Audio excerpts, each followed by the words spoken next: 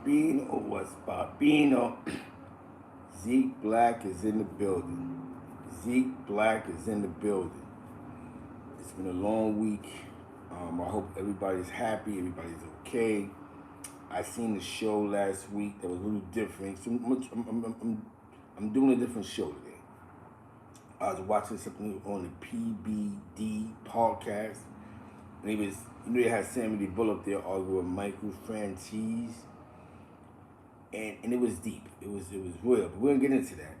But it brought me back into the neighborhood. That was popping. Shine, I gotta call you, Shine. It brought me back into a time. Definitely shout out to the big outlaw, Shine Outlaw, you heard? When I was growing up in Spanish Harlem, so I was sort of familiar just growing up around Italians. And some alleged mob bosses and alleged associates. Growing up in Spanish Harlem, growing up on 114th Street and First. For those that's from New York City, you know Pleasant Avenue is the next block from 114th to 120th, I believe. In Pleasant, that was Italian mob land. And if you're from East Harlem, you know that you can go through Pleasant Avenue to get right into Wagner Projects. From Pleasant Avenue, right there, you walk right in there, right in the projects. There's a store on the corner. Rayo's, the infamous Rayo's restaurant is right there on 114th Street. Jefferson Park is across the street. Benjamin Franklin High School, which turned into Manhattan Center and Isaac Newton Junior High School. The same high school that Cameron played basketball for. And Murder Mace. So I grew up around the Tigers. The festival that they was doing downtown in Greenwich Village, they do one over there as well.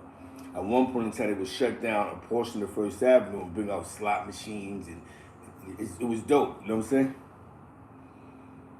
Definitely peace to the God are you, peace to Father Allah. Now I grew up with the group of Italians that y'all would know as Italian Vinny. Just grew up on the same neighborhood with them. Joey Cupcakes was over there, and a host of others, the younger ones. You know what I'm saying? It was an interesting show to watch because they was going back and forth, man. And you know, and it was like. It was a conversation of a goon versus a businessman. But Sam the Bull was a goon. You know what I'm saying? We gotta admit he was a goon, but he also was a businessman. And Sammy's big on his reputation. He's big on how people speak what they say about him. So I guess him and you can check this out on the PBD Podcast. Him and Frankie's Micheal Franzese beef was over a situation that Micheal Franzese did an interview, I guess, with John Gotti Jr. And I guess John Gotti Jr. is doing something called Gotti's Woodset Program. I guess everybody that told on John Gotti. And I guess he felt that Micheal Franzese said some funny shit about him, or said something slick about him, and he took it someplace else. So now they on this program, they're going back and forth, man. And yo, it was deep because it's classic mob arguments, a classical sit down, a classical debate, a heated conversation. It was so heated of a conversation. It was sort of like the dirty section of YouTube on an upgraded scale. Now, these are the few things that I got to notice when I pointed out in the conversation. That I really had a chance to really go the peak game was that Sammy was like, you calling me a rat, but you told on Nobby. I don't know who Nobby is, but Nobby in the case. He goes, well, I ain't tell on Nobby, but nobody ever went to jail for me. But he goes, but you told on him, and allegedly because of some type of misconduct, Nobby beat the case. See, now some people put out, he like, nah, but forget it, this, that, and the third. They had their words. Now, Sammy the Bull was like, I never heard of you, I never heard of you. So Sammy was like, how you never heard of me? I was involved by at least 19 homicides. And I was in the unions. You see? I was in the unions. I was making money. He says, yo, John Gotti came looking for me. I ain't come looking for them. They recruited me into their game, to their situation. He goes, well, you live up for your father's reputation. Your father, like saying, like, I made my own bones in this way. He was basically like, Sammy was to him like, man, your rep came off your father. And there's another guy that shows bigging up that he's crazy telling, and you talking about me being a rat, but and this is classical New York stuff, right? But it was an interesting conversation.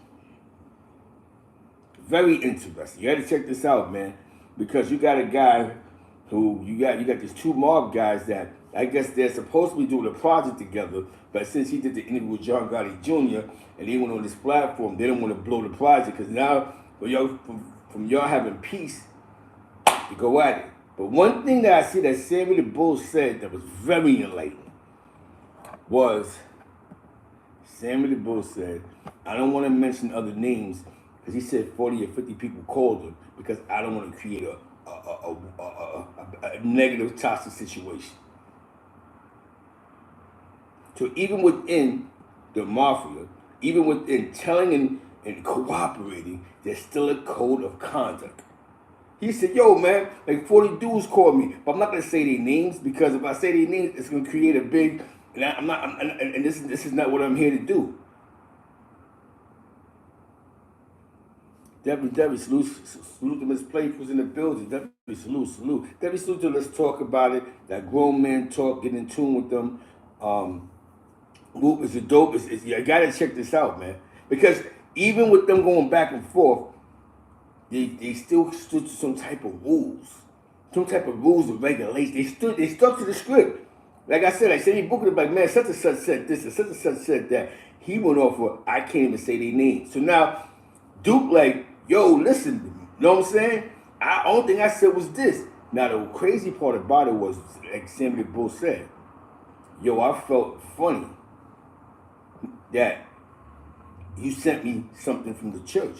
And what Micheal said was, I'm in church with my wife, and my wife goes, we need to pray for Sammy the Bull. You know what I'm saying? He prays for Sammy. That's his wife. You know, one thing about, I'm going to tell you something, man. One thing about the Italians and the Puerto Rican gangsters, they be devoted Catholics. At least their wives be devoted Catholics. Most of them, in their generation, most of their wives was devoted Catholics.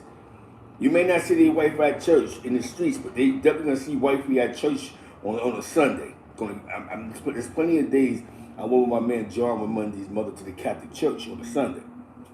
Plenty of times I went to the Catholic church. That's how I know about a little bit about Catholicism because I had to go to church with I spent the night at John's house, and then in the morning I would go to church with his moms. You know what I'm saying? Catholic church, St. Francis D. Sales of 96th Street. You know what I'm saying? So,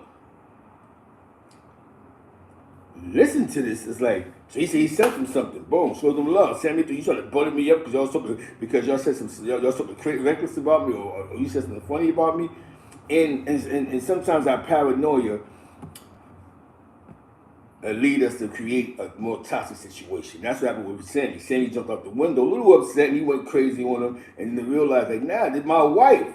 Like, I didn't just send you a call because I said, let me butter Sammy up because we're trying to do this business deal for this bag, and I'm gonna lose the bag. He said, my wife said, let's pray for Sammy. You know what I'm saying? I'm gonna tell my wife, no, he's a rat. He's an RAT. You know what I'm saying? This is my wife. You know what I'm saying? Y'all watch these movies and think that these guys are really into the Catholic Church. At least their grandmothers or their aunts. Just because they goons and goblins doesn't mean. And listening to that was like an educated conversation. Like, whoa, this is deep, man. Sammy the Bull, man. Look at Sammy. Look at Micheal.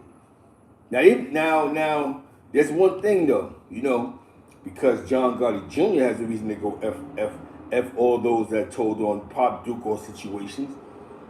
You can't say that we can't fault. You know what I'm saying? But you gotta check this out, man. I don't want to get zapped, but for you guys, I'll get zapped today. That's PBB. Wherever y'all are, don't kick it out on me, man. I'm just the messenger. It was great content. And I just want my community to hear this. You know what I'm saying? So definitely go support the PBD podcast. Some heated shit. I'm gonna play a portion of this. Hope I don't get zapped. You know what I'm saying? You know, dudes be flagging dudes channels. You know what I'm saying? Here you go. What? So if you want to talk facts, don't just blow it off. Talk facts. Get the damn testimony. Look at the trial. Don't be like Rittenhouse, like everybody had him convicted until the evidence comes out in the trial and the poor kid got persecuted for no reason. I said talk facts. That's number one. As far as number two, what I did on the street, you have the knowledge of, Sammy. Don't claim to know everything about everybody else's business.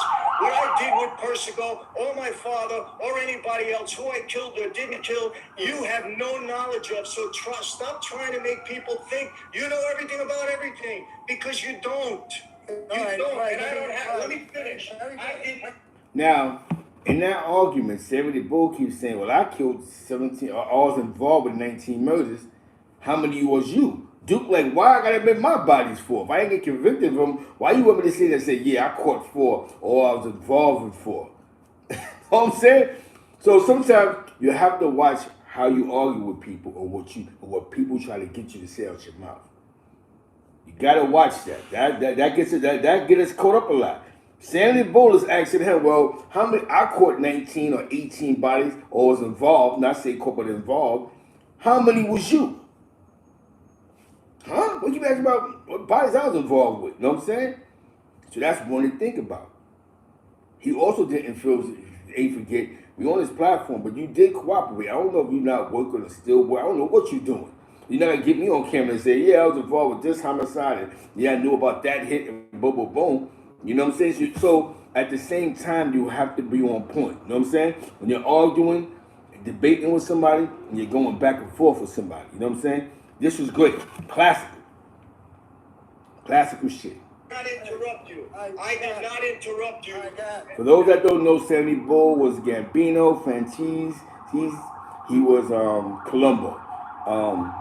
There was a bad war in the late 80s, early 90s, but with the Colombos, they was having a strong power struggle. They was having an ill power struggle. You know what I'm saying? A lot of people passed away. It was a strong war. One thing about their war was it was more mob until they started hitting civilians, and that's when the game changed. You know what I'm saying? But y'all can definitely check out also Micheal Franzese on Vlad. I guess he did a couple of Vlad interviews, but this is classic. That's no more. Number two, I'm telling you this right now. You can knock my faith like you've been doing in almost every interview that you don't keep going back to faith.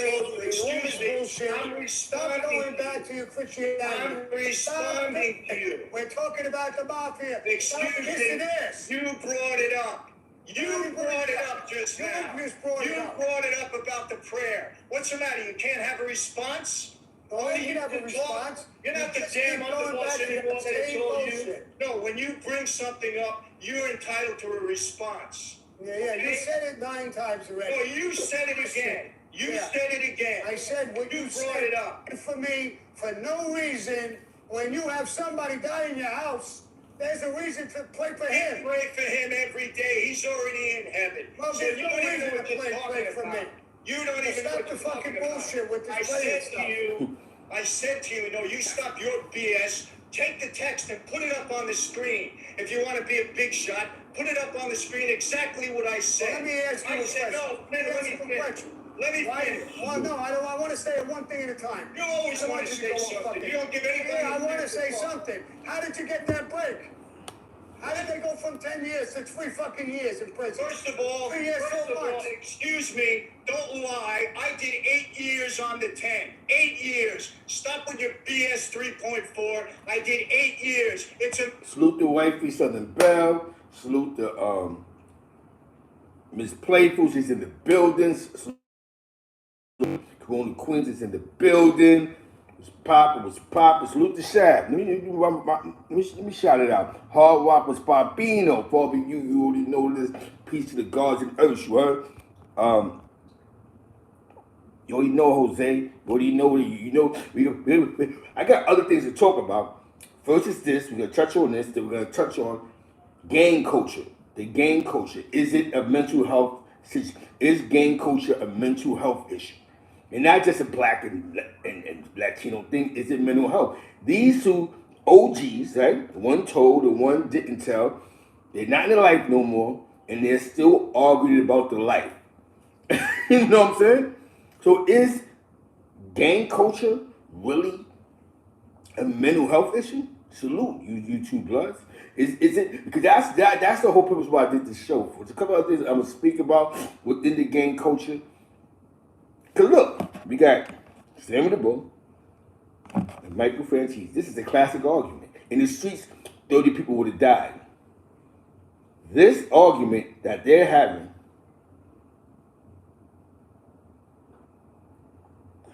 you know what I'm saying? This argument that they're having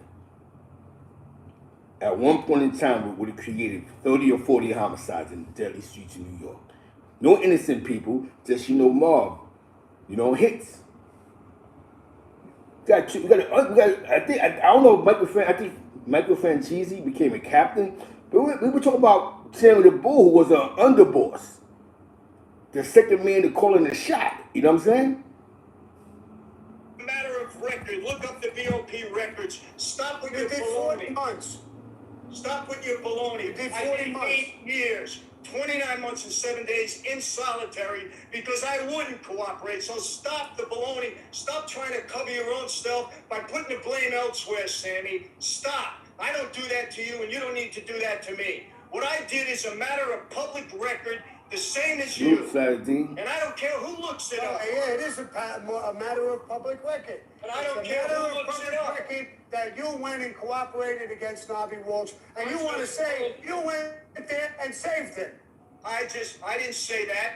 Who You said that? saved him 3 fucking times. That's and then you went and exactly right. testified. What the heck do you know about that? What were you doing when you were 3 times. testifying? 3 times. How do you What know were you about doing that? when you were fucking testifying? It was You were before saving him? that. Do you have any idea what you're talking about? No, no. You went and I know testified. exactly what I'm talking about. You went to testify in a Exactly. case. What did you do? Go to help him? Did you hear what I just said?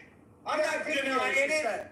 I was subpoenaed and I told the truth. Fuck subpoena. We're gangsters. A subpoena don't mean nothing. You don't go. Sammy, So you tell him I refuse to answer. let me step. And look at Sammy. Sammy goes, you heard what Sammy Bull just said. But everything you just said, but you testified. You know what I'm saying? You see what he just said? You're a gangster. You ain't supposed to go to a subpoena and answer those shits. You're a gangster. But Sammy did cooperate. So now you see what Michael's saying. Michael's saying that you see a person who cooperated, they can create a narrative that sounds weird. And if you're not fast on the jaw and paying attention, they will say anything. What's good, John Beckner was popping. They will say anything. You see what he just said? You a gangster. He argued with him like, yo, but you told. And to my knowledge, Sammy Bull told on more than John Gotti. You know what I'm saying? So you have to listen to people when they speak. Really listen. Take the time out to listen. You see what he just told him? He's arguing with him about subpoenas. And exactly. Salidin's in the building. Shout out to the 050 movement. So to China Brim. Salidin, Harlem legend. You know what I'm saying? You just see what he said. He argued with him about, yo, but you a gangster. And then what you told. Now, when I first assumed he only told on John Gotti, but then they said he pulled up in a couple of other mob cases where he testified. So he told on more than just John Gotti. Now, when Sammy Bull came home, he didn't want to believe the truth. He caught a brand new Fed charge. Did he tell on that one? No. Who can you tell on? But the weird part was, going back to Sammy, you had a lot of dudes that was doing business with Sammy the Bull in New York with them E-pills. You know what I'm saying? Exactly. He really... So it wasn't just like, Gotti, I was going to take you, want to murder me. He told on 50, at least 50, to get what he got the first time. So you got to give up more than 20 bodies. You know what I'm saying? You're going to have to give up other pieces in the puzzle. We want more than one case. We want at least 80 people. Back to the show, man. This is just something different I'm trying, man. Oh, you don't go? Who the hell are you? What do you mean you don't go? You went how many times? What are you talking about? I cooperated. I never went before. Sammy. I never sat with the government before. Why did you have to? Only when I cooperated. Only when you had, yeah, of course. You know what I'm saying? Why else would you sit down with You them? don't go with a Sammy subpoena. full of nut, man. Sammy a nut. You gotta love Sammy. So fucking legit. That's a legitimate guy talking now. I got subpoenaed. I gotta go. I'm not trying to legitimize anything. Sammy, you can paint this any color that you want. Here's the facts. I testified in the Norby Walters case. Go look up your damn YouTubes. I said it 20 times, okay? And all I ever said, and I'll take this to my grave, and you can do all your bullshit research. Sweet Nobby. Nobody went to prison because of anything I ever said. I made sure of that. Can you say the same? Uh-oh. Sammy got quiet. Nigga got quiet. You got him on that one. Fuck it, yeah. I testified on the Nobby joint, but Nobby ain't go to jail. How about you? Damn, Sammy, he got you on that one, my nigga. He got you, bendito. Bendito, Sammy, bendito. No, you're gonna be fair exchange, no robbery here, Sammy. He got you on that one. That one he got you on. He definitely got you on that one. Definitely. When he cooperated, Salidin, when they tried, well, fuck it, the only time I did when I cooperated. Yeah, they need to subpoena you. You know what I'm saying? After that, I'm giving up hits, bodies, who was there, who was driving in the car, who was down the block. Definitely salute. Now, check this out, party people. There's another part of this story that gets crazy, right? Why do we care if NBA YoungBoy does a track with 6ix9ine? Why do we care? Why do we care if NBA YoungBoy, exactly, why do we care that he doesn't get $1 off his YouTube? Why?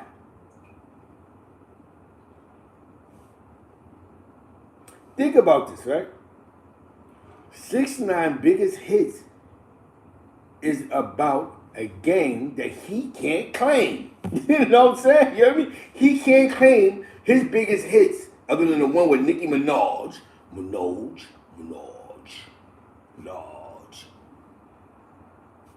It's all that blood shit that he can't rap about because you told on somebody in this situation. So you could, but you just look goofy jumping on stage with a red flag and not saying the red flag because nobody owns the red flag. Some people may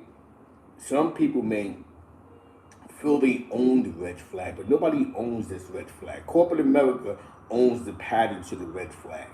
We're just people that spend money on it. Actually, it's a brand pattern that was patented in America, but yes, it's being created in China.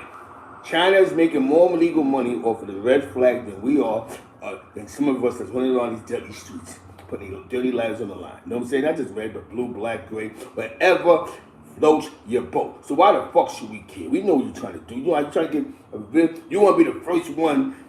It's like being the first player to say, yo, NFL player to say, I'm part of the LGBT community in the locker room. You know what I'm saying? You trying to be the first one. I'm going to be the first hardcore street rapper to do a track with 6ix9ine. I'm going to break the barriers. I got bullied on as a kid. I was getting bullied as a kid. You know what I'm saying? They thought my brother was telling in class. You know what I'm saying? You don't care. Do what you do. Get your money. See, they're getting the New York conversation misconstrued like, yo, it's in the East Coast, West Coast, back and forth YouTube thing. No, it's not.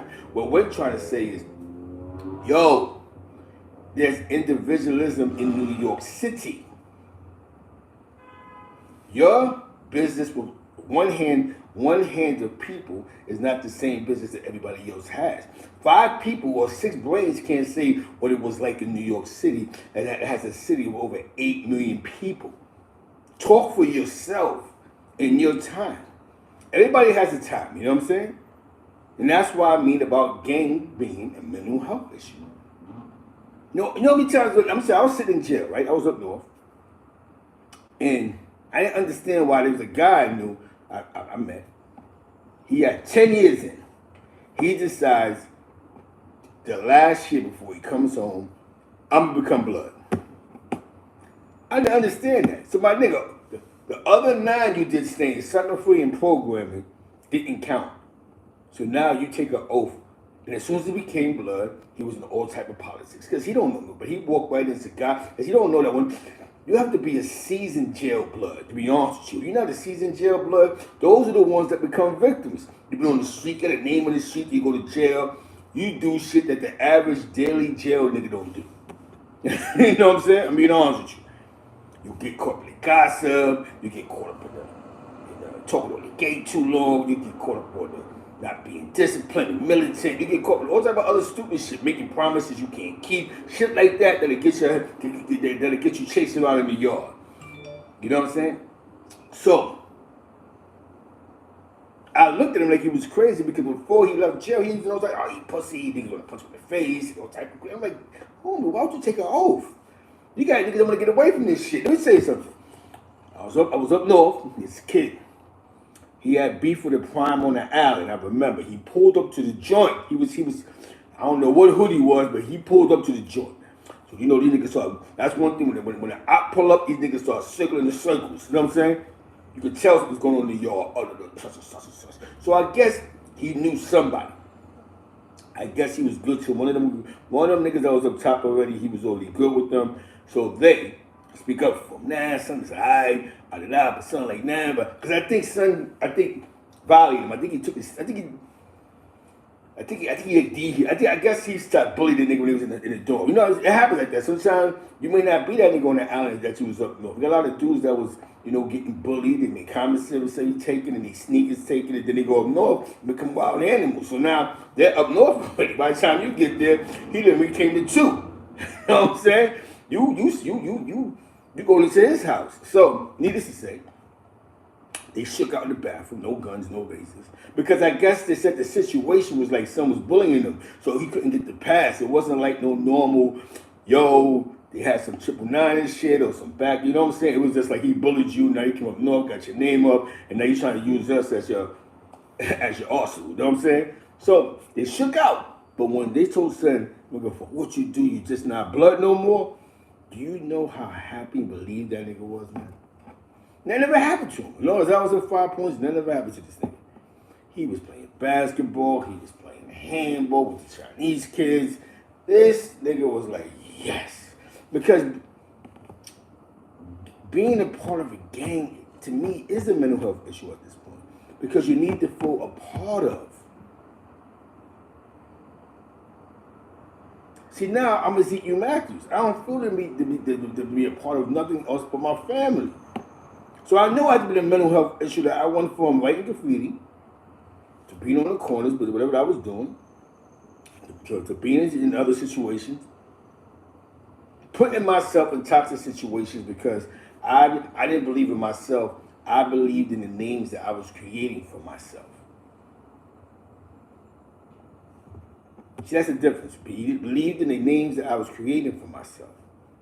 So I had to live by these names to get myself caught up in all type of stupid shit. You know what I'm saying? So that it coincides with the name. So is being gang related a mental health issue? Of course. Of course. It has to be. Because how you go from mob style to becoming non-trade? You know what I'm saying? How you go from being PT 131 to become a 1-8 trade? So you're moving with the times. You lose. Now I begin to see it. I lost who I was once I became Zeke Black. Key Nitty, I was good. Writing graffiti, I wanted to be smart, I wanted to be fresh, but I wasn't in the streets like that. Once I became Zeke Black, I had to portray the 24 hours a day. This is what I'm doing, and I didn't realize that I lived day to day. It was a day to day thing. It wasn't a long term plan. It was always day to day. You feel me? It was day to day. So when you begin to live day to day, there's no winning, there's no progress. Now hearing 2 old mob guys Exactly. You know what I'm saying? And that's good what you just said. Fourth and one. Peace, Lord, true law in the building. From Connecticut, always will be God by knowledge. Peace, God, peace to the gods and earth. You understand what I'm saying? That's real. Once we begin to lose who we are, some of us can't get back. We can't find ourselves. Look at Sammy the Bull. He still don't believe that in his heart. He don't really feel he told. You know what I'm saying? You know what I mean? He still think, man, I don't care. I told. I got 19 bodies. Allegedly, I was part of the union. I was making money. They came looking for me. I didn't want to be down with them because that's who he is now. He's become what the name became. You know what I'm saying? That's why I said, I'm going to switch this content up for a change. I'm going to switch this up. It's be something different. I said, I'm going to try something different today. And the reason being because last night, right, I'm at work. So, you know, I got these young men, young adults, 21, 22, 19, 20, 18. So, you know, I'm their supervisor. So, a young boy come to me last night. He goes, young man. Yo, Zeke, can I get some overtime today? I'm staying to I said, I'm not gonna let no other supervisor snatch you because I'm your boss.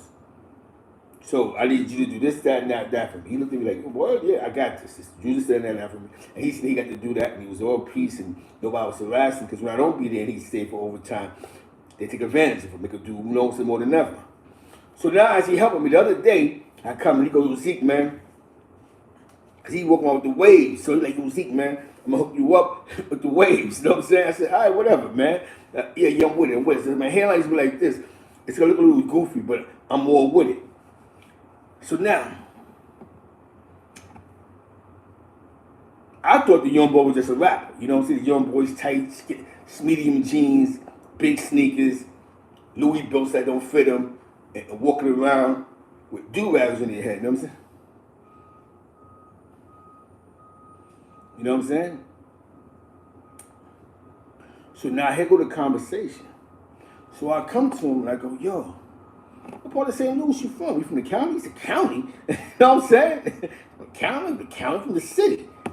What part of the city? I'm not from here. He goes, I'm from the Horseshoe. So now I remember the Horseshoe because before I came to St. Louis, they had a documentary called the BOD, the Horseshoe. You had Bloods, you had the Bloods, and you had the Bloods and Crips. You know what I'm saying?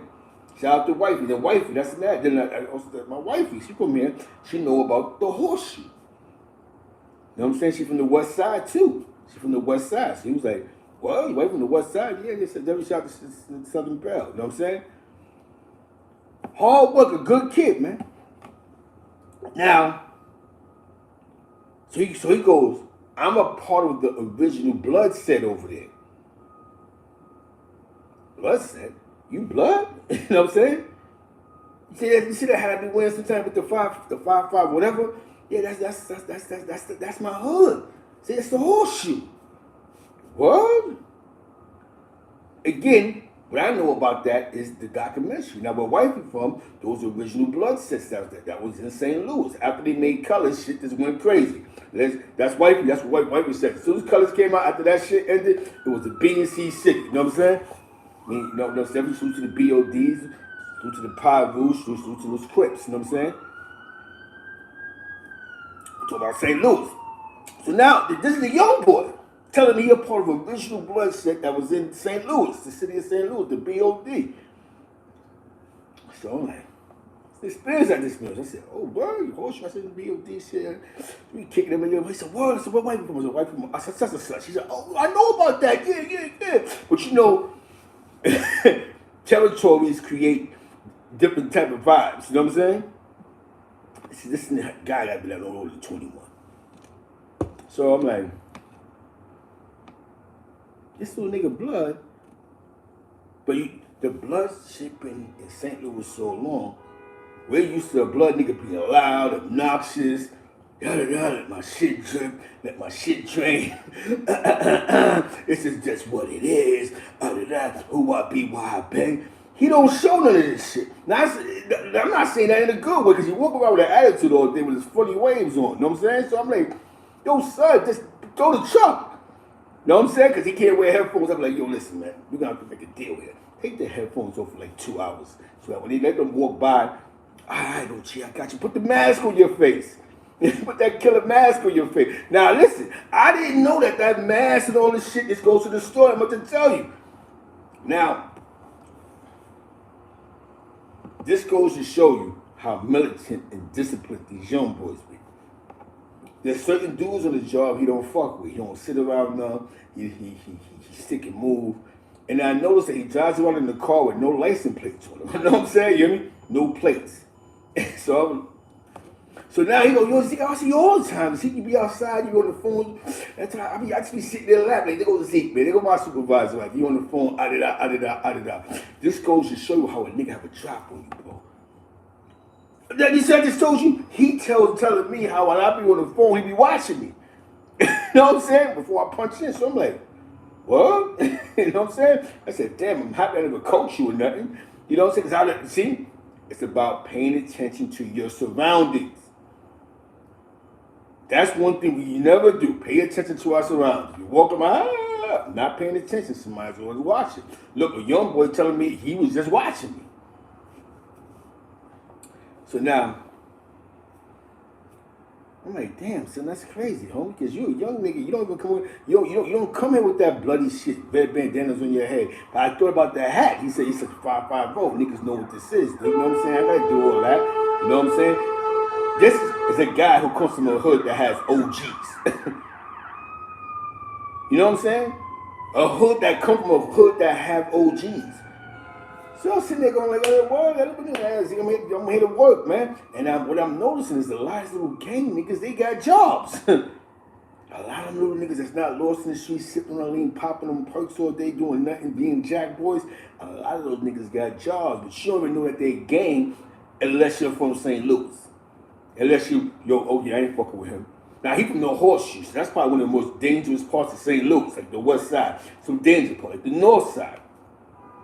So I asked the young boy, a little late, yo, you give me a ride home? So we go into the car. Hell yeah, always. You know what I'm saying? So we go into the car, right? Now, this is what I mean about being a mental health thing. He has not proved one moment to me that he's blood. He ain't doing all the extra bopping. He ain't doing all the extras, yo. And my big homies' bodies, they killers. Niggas know what it is. Niggas know who I be. Not saying the blood thing, but you see, he wasn't doing that. I just thought he was a young boy running around wanting to be a rapper. I said, nigga, I thought you wanted to be a rapper. He said, rapper? You know what I'm saying? He said, I'm trying to buy houses and all that. You know what I'm saying? I'm trying to work 2-3 jobs. I'm trying to buy some real estate. This was your boy told me last night. So now, we're going into the car. The car got all type of red shit inside of it, though. Sparkling lights. I'm like, oh, God. Tinted car. The whole car is black. He's parked in the handicap area with no license plates. You know what I'm saying? Exactly. I'm fucked up. How the fuck was you sitting here for... How did your car sit in a handicap area for 8 hours, no 12 hours, and you ain't getting not one ticket, your shit towed. Niggas must just know the car. You know what I'm saying? You know what I mean? We know the car. So I'm like, I'm already getting in the car. I'm already there. I said, you ain't got no guns in this shit or nothing, right? You know what I'm saying? But what you say use blood, listen, my nigga, you ain't no guns in here. Now, he said, come on, Zeke, you know. But he ain't got to tell me anyway because you want, the job property. You know what I'm saying? You know what I'm saying? He like, nah, nigga, come on, Zeke, why I have a gun in my car for? I don't come to the county with my guns. Come on, Zeke, I got to do all that. Well, I said, well, the last time I seen you at the fucking Quick Trip, you left like you want to shoot the spot up. I don't know, my nigga. The body language said anything. I called you. I said, yo, son, what's up? You started looking around all crazy like you some Brooklyn nigga. You know what I'm saying? Like, you was mad I called you by your name. I called you. You know what I'm saying? I said, nah, see, you gotta be on point out here. I can't get caught lacking. I can't be talking to you and the nigga come out and blow my head off. You know what I'm saying? See, I gotta stick and move. I can't be having conversations in these spots. So I'm like, my nigga, we get in the car. I throw on my seatbelt. The nigga looked at us. I know I'm from New York, man. So they look at us a certain type of way. The nigga looked at me like, he said, yo, why you putting your seatbelt on for? I said, cause you about to drive off, my nigga. He like, yo, take your seatbelt off, man. I know how to drive. So I said, why are we taking seatbelts off? Listen, my nigga, if some shit go wrong, you gotta get the fuck out the car, my nigga. Why you have your seatbelt on? Anything can happen. I'm not gonna get caught lacking. Take this shit off. So I'm in the car like, oh, Lord. Who did I just volunteer to take the car for? Now it's too late to back out. You know what I'm saying? I want to look sorry. Now I'm good. You know what I'm saying? I'm only going 4 exits away. You know what I'm saying? This shit can't go south. So I get in the car. He's smiling. He has a mask on his mirror. So I said, I guess the mask is for just in case you see an op. He goes, yo, how you know? Of course. I'm on deck. We on deck all the time. I got the mask. See? The mask right here for. As soon as I see it, nigga, I catch it, nigga. You know what I'm saying? It is what it is, see? I'm like this in the car. I'm like this, seriously. I'm like this. Oh shit, this young nigga. Mind you, all this time, he's talking blood from his neighborhood. So any beefs or issues he has is neighborhood based. I was like this, bro. So I'm in the car, yo, took the red shit. He playing some nigga named K Murder. You gotta check this little nigga out. K Murder. He's from the north side. His shit is drill music, but he's smoking everybody pack. He even smoked Little Tay. I don't know who the fuck is Little Tay and this that pack and that pack. So we pull up at the gas station because you know me, I'm a $2 nigga. I had to go get me some alcoholic beverages. I don't know why. He goes, you know what I'm saying? This nigga stopped at the gas station. Now, I won't say a crash, but the little nigga smart, man. Just that where he come from, he grew up in that blood shit. He grew up in that neighborhood. It's generational out here, like, you know what I'm saying? So he a young boy, so his fathers and them, his uncles and them. It's different out here because these dudes, it's generation. This shit is like really plugged into California. They really have real blood and Crip wars out here, you know what I'm saying? Like he started breaking some shit down about 5'9" out here, the 5'9" Crips, and certain little neighborhoods he was telling me about that he don't really go through because of old issues. You know what I'm saying? Nothing to do with these young boys. There's a lot of shit that they grew up inheriting from years of gangbanging. You know what I'm saying? So, back to the story. You at the gas station, he playing a nigga named K Murder. The fuck is K Murder? Northside killer, smoke this, smoke that. Now we go in the gas station, we got niggas, this nigga like 20 feet tall. So they see him, he looking around, he putting the gas in the car. I want to get the alcoholic beverage. I see a nigga looking all crazy because the nigga hearing the music he playing. So I'm like, I wonder who the fuck is this young rap nigga this nigga's playing, because the nigga I'm in the store with is frying his face up, you know what I'm saying? We get back to the car, you know what I'm saying? We get back to the car, jump in the car like, yes, son, such and such, such and such, such and such, boom, boom, boom. He like, yeah, da-da-da, no, boom. The nigga blasted that's Killer One music for 4 exits, dipping through traffic. I'm like, please, Lord. I said, yo, you taking me home first, right? We're not going to the hood or no shit like that, right? Like, we making no stops, right? You know, I said, nah, come on, see, I can't just bring you to the hood, my nigga. You know what I'm saying? Like, you know, someone don't do no shit like that. I'm not gonna bring you over there. You know what I'm saying? It's a war zone. You know what I'm saying? I want to do that to you. You know what I'm saying? Because if I bring you to the hood, it's just like Brooklyn niggas and Bronx niggas and any other nigga. They go, who the fuck is this nigga with? I'm from New York. I got a different walk. I'm more happy. Hey, what's up? You know what I'm saying? You know what I mean? Niggas got Dracos and shit like that. Niggas is shooting down doors. So,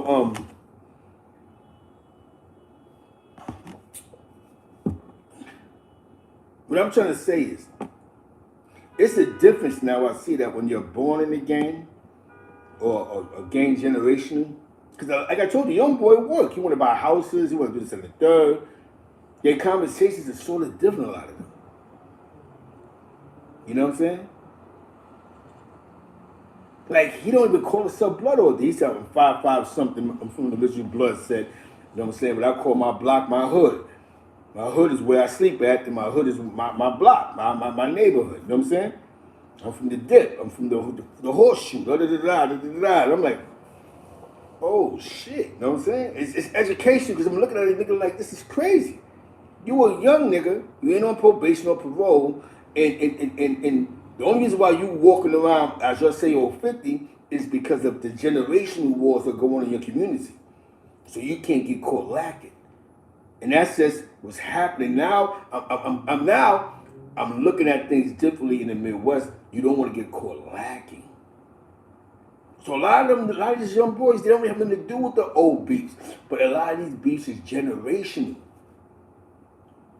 Like, I don't think there's a real blood and crip war in St. Louis no more. But I think that when certain niggas got issues, some niggas have beef. You got jag boys, you got dudes that'll book you, rob you, stick you up. There's a lot of carjackers that go on. Nigga might carjack the wrong female, the wrong dude, dudes that throw a gun in your face, you know what I'm saying? So we have to be very mindful. Very mindful. So like I said, there's a difference now I see. There is a difference between a gang member and a gangbanger. I think New York got caught up in the gangbanger. Because a lot of these gang members, these niggas are trying to buy houses and property. So they're not so much gang. Only the ones that's really outside in traffic, really spinning blocks. Those are the ones that's really in the mix. We're not really in the mix. Now New York City has become like them.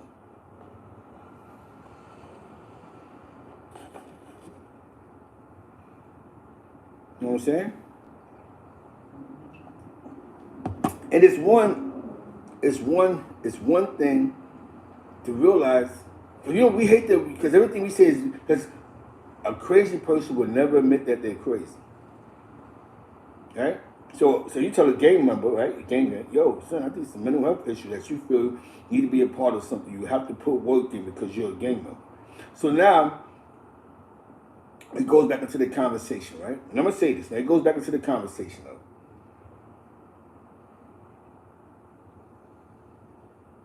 shout out to the young boy, man. He come to work every day, bust his ass, get his money. You know what I'm saying? He got 2 cars.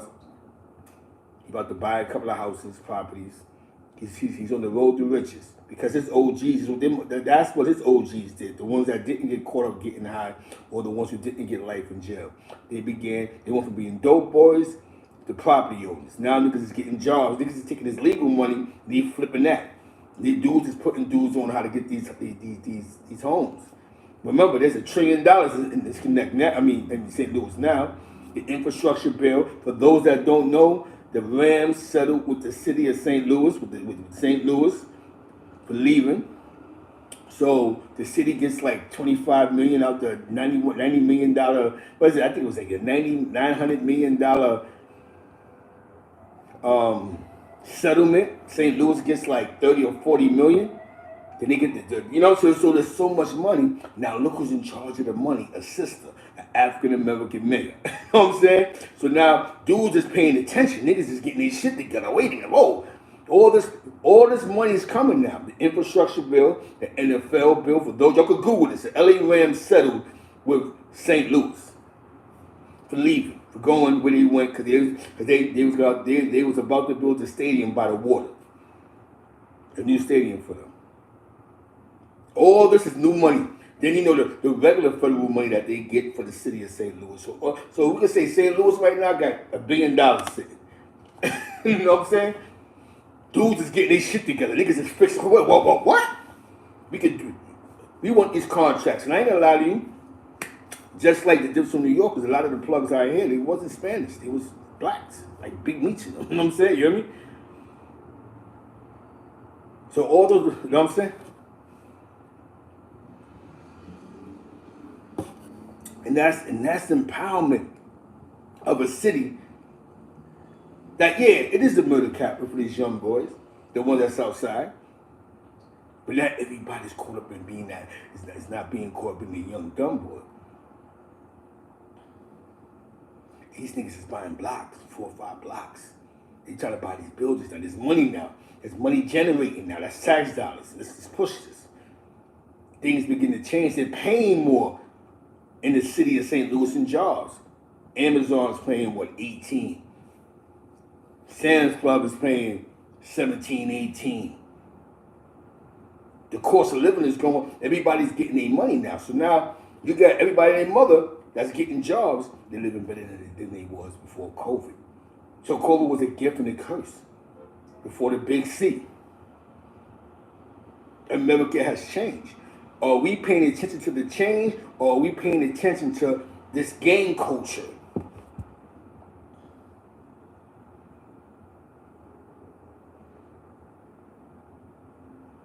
Because it's something that's different. It's now because now, listen to the young boy talking to wife, because wifey, she from here. Shout out to the west side, saying little shout out to her brother Keith, shout out to Keith, all the Pyrus, you know what I'm saying? But they don't run around on that blood shit all day. Like it's you know what I'm saying? Like you won't know that niggas is down moves unless you know where you from? Okay, bet. A lot of times you just ask somebody, where you from? You know what I'm saying? And that explains it all. The territories. You understand what I'm saying? It's a difference. It's a difference in the OGs that you look up to. It's a difference. So yes, it is a mental health issue. You know why it's a mental health issue for? Because at some point, right? Okay, you grew up in a gang. But you being a gang member isn't what triggers you to lose your mind in the streets. That's not the triggers that make you pop. You being a gang member. You know what I'm saying? What make you pop is these beliefs of being a gang member. All call-outs are mandatory. I gotta put in work. Right? Not just blood, but crip niggas. I gotta do this. Yo, you can't call me out. It's mandatory. This, that, and third.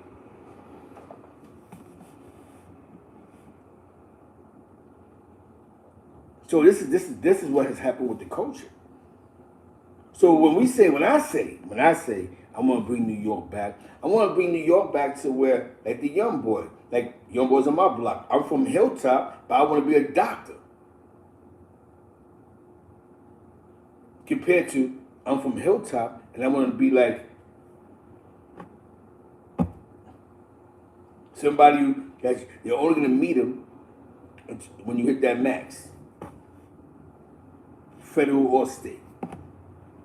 The choice is yours, man. These decisions are yours, man. I'm going to tell you what somebody told me, man, the other day. The other day, somebody said, Zeke, you know what? People love gang. But the people that speak for gang are always these neutral niggas. It's not gang. They tell you who's real, who's fake, who's the real rights, who ain't the real rights, what's culture, what's not culture. They're the ones that speak for gang. And that's what made me watch the Sammy the Bull thing. He goes, now watch this shit with Sammy the Bull. The neutral niggas are staying in their place, the commentators, while they letting them niggas go back and forth. You know what I'm saying? And I said, you know what, man? Study this shit, Zeke. Study this shit, man. We're the only culture where we allow neutral niggas to speak about our gang and what our gang is supposed to be like. You don't know what somebody's gang's supposed to be like. I can't tell you about them Bloods on a horseshoe. All I can tell you about them is I seen a documentary about the BOD. You know what I'm saying? There's nothing else I'm supposed to say unless I'm from over there or from the surrounding areas. Know what that means? Everybody over there ain't gang members. But you think they running around plastering and boasting neutral niggas about what goes on in their neighborhood, out of their neighborhood? No, it's a little dangerous because years of gang wars and gang banging and people dying. Well, where you from? Who your brother? Who your cousin? Get him. I think New York lost that discipline with that one part of gang. Because what's the difference from a gang member, right? Gang member having a podcast and having commentary speak about the homies. Then a neutral nigga speaks about the homies. And he's trying to contradict and tell you people who's real, who ain't, who's this and who's that. Does that make any logic sense to any of you guys? So now you're telling me somebody who knows nothing about your culture, knows nothing, and only what you're telling him, which is 90% exaggerations, because you all exaggerate. Nobody's never going to say they got punched in the mouth on the spot, got chased down, had to lock in, didn't come outside. Nobody's going to do that. Until it's exposed. No, I was there with the nigga. He didn't come into the yard that day. Yeah, we don't give a fuck. So now the narrative plays into who's mostly articulate. So yes, being a gang member is a mental health thing, man. Where gang members, it's not even about the bag. It's about self-gratification, as he say, right? If I think it's somebody, you got a couple of gold chains in your neck, and you got a couch in your mother's basement, but you got a nice car, I'll believe, like, nah, he's co-signing because he's a real nigga. But can I ask you a question? What's a real nigga? See, that's why I changed the flow of my show today. Thank you to the young boy in St. Louis. I said, I'm going to do something different. And the reason why, because my man came with this shit the other day about this shit, and I said, you know what? I'm going to do something different. I'm not going to talk about these other, I'm going to talk about the reality of the world that we live in. That you don't, mental health, oh no, he's talking shit. You know what I'm saying? You hear me? Since when it was gangster to be broke? I ain't got no money, but I'm a real nigga. Since when was that real?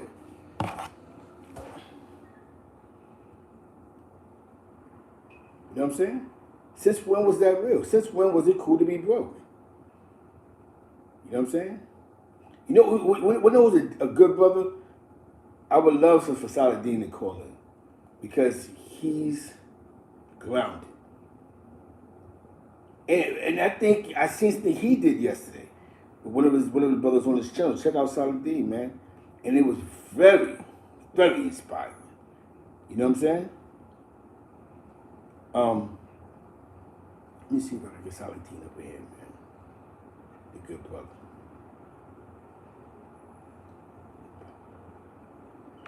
Because I think we ever spoke about that. Like, being God body wasn't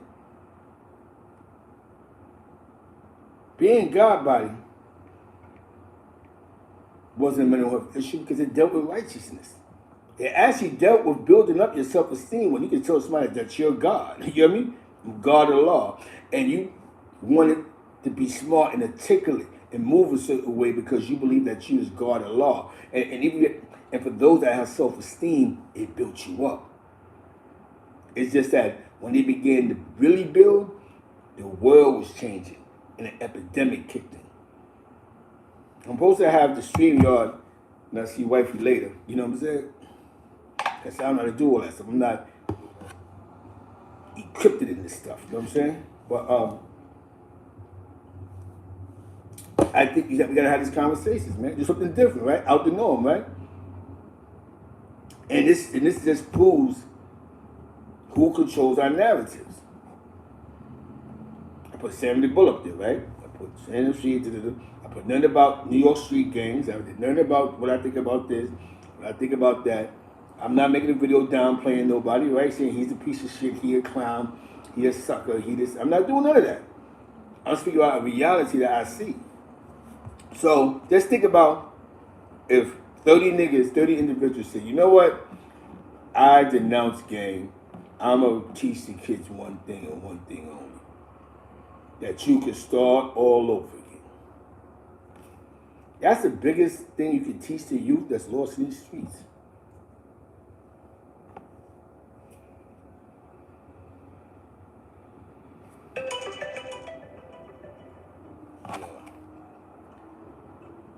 Hello? Peace, OG. Peace in the gods, man. Yo, Salidin, man. I did something different. I heard about the Sammy the Bull situation a week ago. You know what I'm saying? You hear me? I seen it. Had a conversation. Somebody said, Z, why don't you, I want to show you the minds of people. Do a show on that. Don't put no blood shit, no New York shit. And let's see how this goes. It was arguing full length in that video. is this the negative gangbanger mentality? Do you feel it's a mental health issue? Oh, I definitely feel, me personally, that it's a mental health issue. But I'm no psychologist, so I don't know all the terms. But I do believe it fits, and it's traumatic. I believe it comes from a traumatic. So I can't say what post-traumatic it is, but not only is it traumatic, but it's also learned behavior and conditioning. This is just me talking about, Now, oh, there's an echo. Hello? Hello? Ah, you got it. Yeah, because there's a weird echo. Oh, I'm trying to I put on the headphones not to. All right, hold on one second. Let me check that. Is that better? Yeah, we good. We good now. Okay. This is Salidin from the 050 movement. Good brother, righteous brother, level-headed. And the reason why I want to have this conversation for us because it really is, bro. I really truly believe that wanting to have a name supersedes our freedom, our currency, our future. Because I think a lot like me. I'm gonna give you this. I'm gonna tell you about me, right? When I was Key Nitty, the graffiti writer, Key 131 PT, I was still a good kid. I had an after-school job. I had some youth jobs. You hear me? Right. I was doing good. When I became Zeke Black is when I moved out the house. I became this hustler. I didn't think 5 years down the line. I used to say I live day to day. Right? Yeah. When the Zeke Black run was over, I decided to pick a flag up. You hear me? Yeah. Whatever. You know what I'm saying? But why do you think I did that for? Now, why would you think I did that for? I know why you did that. And I want to take it back to Godfather. Mm-hmm. See, when we live in our environment, it's a survival of the fittest, even if you're a good kid, because you're only valued by your name, and your name is only valued by your work. Yeah. So, Coleon, once he put in the work and the neighborhood knew that, he came downstairs to get fruit, and it was like, no, you can't. No, this fruit is free. Oh, his value went up in that area. When I became a stick-up kid, I don't know how people knew. The streets is going to talk. I didn't tell people, well, I wasn't running around, yo, I'm sticking things up. You know what I'm saying? Knew. They just knew. And all of a sudden, girls that I couldn't get before, I got. Dudes was pardoning out the way. And that's a lot of power. But guess what? So you went from one environment and culture, which was graffiti, all of that. You was doing all of that, having a ball. But then guess what? The crack cocaine came in, and that's starting to get played out. Don't nobody want no graffiti break dancing ass nigga. Kidding me? Niggas walk around here with truck jewelry, man. Truck jewelry, Suzuki sidekicks, riding bikes, glasses and all that. funny glasses. You right. You know. You ain't got no Stan Smith. You know what I'm saying? Like, what are you doing? Zeke Black spray painting. Nah, Zeke. Guess what? You wasn't with none of that shit, so you did something else. You did something else that put you in a different environment. A whole nother environment. It was a different game. Guess what? Now your value, you have to adapt to that environment now. And this is when you become Zeke Black, because you can't be food up there, right? So you have to put value on that name. Yeah. Never mind the name you had in the world, nigga. This ain't the world. Oh, that was Zeke. Yeah, exactly. You gotta get the timelines. And when you go, what you just said right there is so important. The timelines. You hear me? Yeah. You just said the Zeke Black. You hit it on the nose. You hear me? Yeah. Then I decided to take an oath somewhere. When at that point, when the Zeke Black was over, it was my way out. That was my time out the game. You hear me? I could have retired. Yo, the game is over. I had a job. Salidin, I had a job for Staples. You hear me? Yep. At that point in time, we talk about 1999, 1998.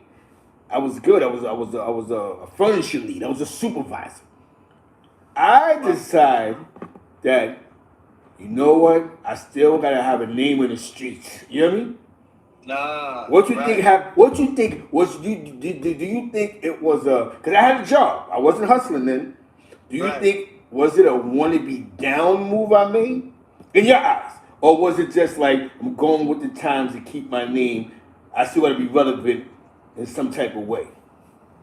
You gotta be. You were trying to keep your value as, because we create these names. Well, when I say we create them, we build up this legacy, these reputation. We work for these, man. No matter what you was out there selling crack with, or no matter if you was sticking somebody up, you was knocking niggas out. You worked for your reputation. It's valuable where we from. It may not be valuable in a Caucasian middle class setting, but in the environments we come from, your reputation, yes, to supersede you. And it is value. You can live off your reputation. I always remind my cousin of that. He's going after money, this, that, and the third. And I said, bro, all money ain't good money. My name is good. I said, you know something? I could never be homeless, nigga. I could never be homeless. Not in New York, because my name is too good. yeah. People bring me in. They say, oh, not you, Salidin. I let my brother sleep on the street, but not you, Salidin. I see what. And that's, keep your nose. My grandfather said, keep your nose clean, nigga. Keep your reputation good, and you'll be okay. So that's what it was. You built up that reputation brick by brick, and you just didn't want to let it. That's what it be. We don't want to just, okay, we got to hang up the reputation. What you mean? I work for this. Yeah, but guess what, bro? We no longer a young adult. We no longer in our 30s. Now we're moving into another phase. And now you talk about hesitancy, where people don't want to move into eldership. They're like, nah, I'm still a young nigga. Okay, you young at heart, I get it, but we are the elders of this community. So I need you to hang up that jacket that you used to wear, put on this head jacket. Hell yeah. Yo, because I'm going to be honest with you right now, as crazy as it is, you know what I'm saying? You know what I'm saying? Yeah. As soon as I picked that flag up, you know what I'm saying? I'm going to be honest with you, it was the most. I'm gonna have to change the picture on the video.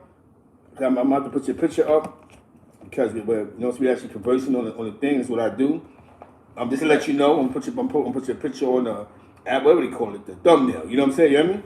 Yeah. I can't even see it. I turned off the video so I can talk.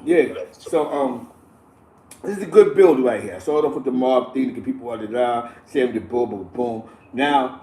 It's funny you said that, man, because I remember my good friend of mine, something that Gang Salute said. He said when he put the flag up, you don't know how many people walked away from him that was in the street because it was like it wasn't with the gang culture. So they was just like, they seen that the gang culture was making the news. They seen the gang culture was the Bloods and the Crips was on top pays, murders, bodies. So nobody in the real world that was trying to do something past the block wanted to have their names affiliated with none of that. You know what I'm saying? Like, nah, son, the feds gonna start cracking down. I don't want to get caught up because I'm your friend. You know what I'm saying? Yeah. And I lost a lot of good friends because I picked up a flag. You know what I'm saying? You hear me? Or whatever. I did whatever. You know what I'm saying? Right. So a lot of people, a lot of good dudes, they sort of like, at that time. Because at that time, the streets was hot with that. At that time, they was locking up hundreds of guys. The feds was running around, and it was hot. We're talking about the 2000s, early 2000s. You know what I'm saying? Right. So dudes was like, I got my phone in the water. You know what I'm saying? And I understand. Something that a good friend of mine said to me when I was up north the last time. He said, "Yo, man," he was talking to somebody. He saw one of my good friends I grew up with. He said, "Yo, I love Zeke, man. I love that nigga Zeke. I love him, Zeke. I love him." But when Zeke came back to the block, talking that blood shit, Zeke, he said, "Yo, that broke my heart. Like, if we all did dumb shit when we was young, and this is in their eyes, in his eyes, we all did some dumb shit in our time. You know what I'm saying? Right. But the move that he made, it doesn't make sense because we never had a black or Latino war on our block. Nevertheless, in our neighborhood. So that cause that he joined has nothing to do with how that man grew up. You hear me? Right. That's what crushed me about the nigga. Like, did he just get weak, my nigga? Like, you know what I'm saying? And when my man was telling me that shit, son, he was like, yo, you crushed a good nigga heart, Zeke. I mean, good niggas was like, that blood shit made me walk away from the nigga, son. You know what I'm saying? Because when he crossed the street, 12 little niggas would have crossed the street with the nigga. You know what I'm saying? You know what I mean? We not even fucking with them niggas, Zeke. They doing what they do. We don't want them niggas in our business, and you're the only link to them. You know what I'm saying? You know what I mean? Wow. You know, this is part of... I gotta be real, bro. I ain't break niggas' heart because I never told them nobody or did nothing crazy. That's how I broke a lot of good niggas' hearts. Gangsta Lou even said it in his interview on Queen's Flip. Like, yo, you don't know how many niggas that stopped fucking with me because of this shit. Good niggas. Because niggas was disappointed, bro. You know what I mean? So now, I said, it has to be a mental health issue if we keep going back into the same cycle.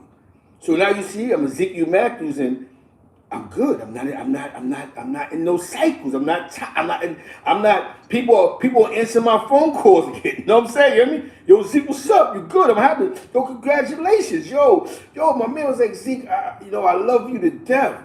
But you broke my heart when I seen that flag. And I'm taking some shit down to him about da-da-da-da. And then he see the YouTube situation that I may have went through and said, see, that's what the fuck we was trying to tell you. We ain't want that. You know what I'm saying? You know what I mean? You know something, Zeke? Sometimes people are too close to a situation to see. See, I was too close. Keep talking, Salidin. Some people are too far from a situation to understand. So you know why I broke their heart? I totally know why I broke their heart, because that's not the scene they knew. But if he was put in that prison, in that jail, guess what? He might be standing right next to you with a placard. Now, Salidin, I'm gonna make you laugh, though. I'm gonna make you laugh. I became blood in the streets, my nigga. That's what broke their heart. You know what I'm saying? You know what I mean? Okay. I wasn't in jail. You know what I'm saying? You know what I mean? Yeah. So it was just you thought you were gonna leave these little niggas or manipulate. No, what you thought you were gonna do with them little niggas, but all you did was become the old nigga standing around a bunch of little niggas. You know what I'm saying? You know what I mean? Hey, right. You know, it wasn't like I was in the yards. See, the jail niggas, they do have a greater story because they was in those yards. You know what I mean? Yeah. I had to hit the yard in 07, 08 and all this shit. 9-5, I was still a black man neutral. I was still Zeke Black, you know what I mean? I understand. Now you understand what I'm saying? So it broke niggas' heart in them late 90s when I said, oh, 31. They was like, oh, God, what's wrong with you? You know what I mean? Now, man just caught a Fed charge. The other man caught a Fed charge. So niggas was scared to fuck with anything that was hot in the streets. And at that time, Salidin's, there was a lot of things in the newspapers. You know what I'm saying? Right. You had the Sherm the Worm articles. Now, shout out to Cash Blood, because there's two. There's Cash Blood and there's Cash Brim. They both know each other. Cash Brim is the SRG homie. Cash Blood, I spoke to him a couple of times. He said he was GKB. He was with Sherm the Worm and them. He was running around officially. He was one of them original blood niggas out of Queens. You know what I'm saying? You hear me? Uh-huh. They both out of Queens, Cash, and they're both Cashes, but to my Cash Blood. Okay. That was that generation. When Lisa Evans was doing the interviews on Street Soldiers about the Bloods and all this other crazy shit with the Miller homies who was in their mind snatching earrings, cutting old ladies and all this shit. So now, any nigga that got over allegedly 2-3 keys, they don't want that shit attached to them. You know what I'm saying? You hear me? Right, exactly. Because anybody at that status is an official businessman. That's what the streets don't. You can tell if a nigga getting money or not. Because the nigga really getting that money, he turned into a businessman quick. And you don't see him that often. Now, see, what I'm telling you is a true E story. See, a lot of people. You know what? I learned this, right? I talk to a lot of my niggas, a lot of my good friends. He goes, yo, you gotta keep it on the eye. You know what I'm saying? You can't say, I'm going to say some shit that other niggas ain't going to say. You can't say that. You just say your shit. You know what I'm saying? You know what I mean? Get out that habit, Zeke. That's that gang shit. You know what I'm saying? Yo, I'm going to say some shit. They bet they won't say that shit because that's not what we do. Talk about you. Don't worry about what nobody else is doing. Because when you talk about you, people tend to listen more. They get a clearer understanding. When I just told you I became blood in the streets, now you gotta look at like you don't say, oh, okay, but I'm being honest. You know what I'm saying? I can sit here and say, I looked at it. See, when I just didn't tell you that yet. So there's no mistakes, bro. So you went through that for a reason, right? So everybody, you did break people's hearts and all that. But guess what? Now you get to use that as a tool. yes, Because a lot of these young people, they don't want to hear nothing that come out your mouth if you can't really associate. If they can't associate with you, they feel like you don't know their pain. But guess what? You went through things, man. Hell now, yeah. that's how I looked at it.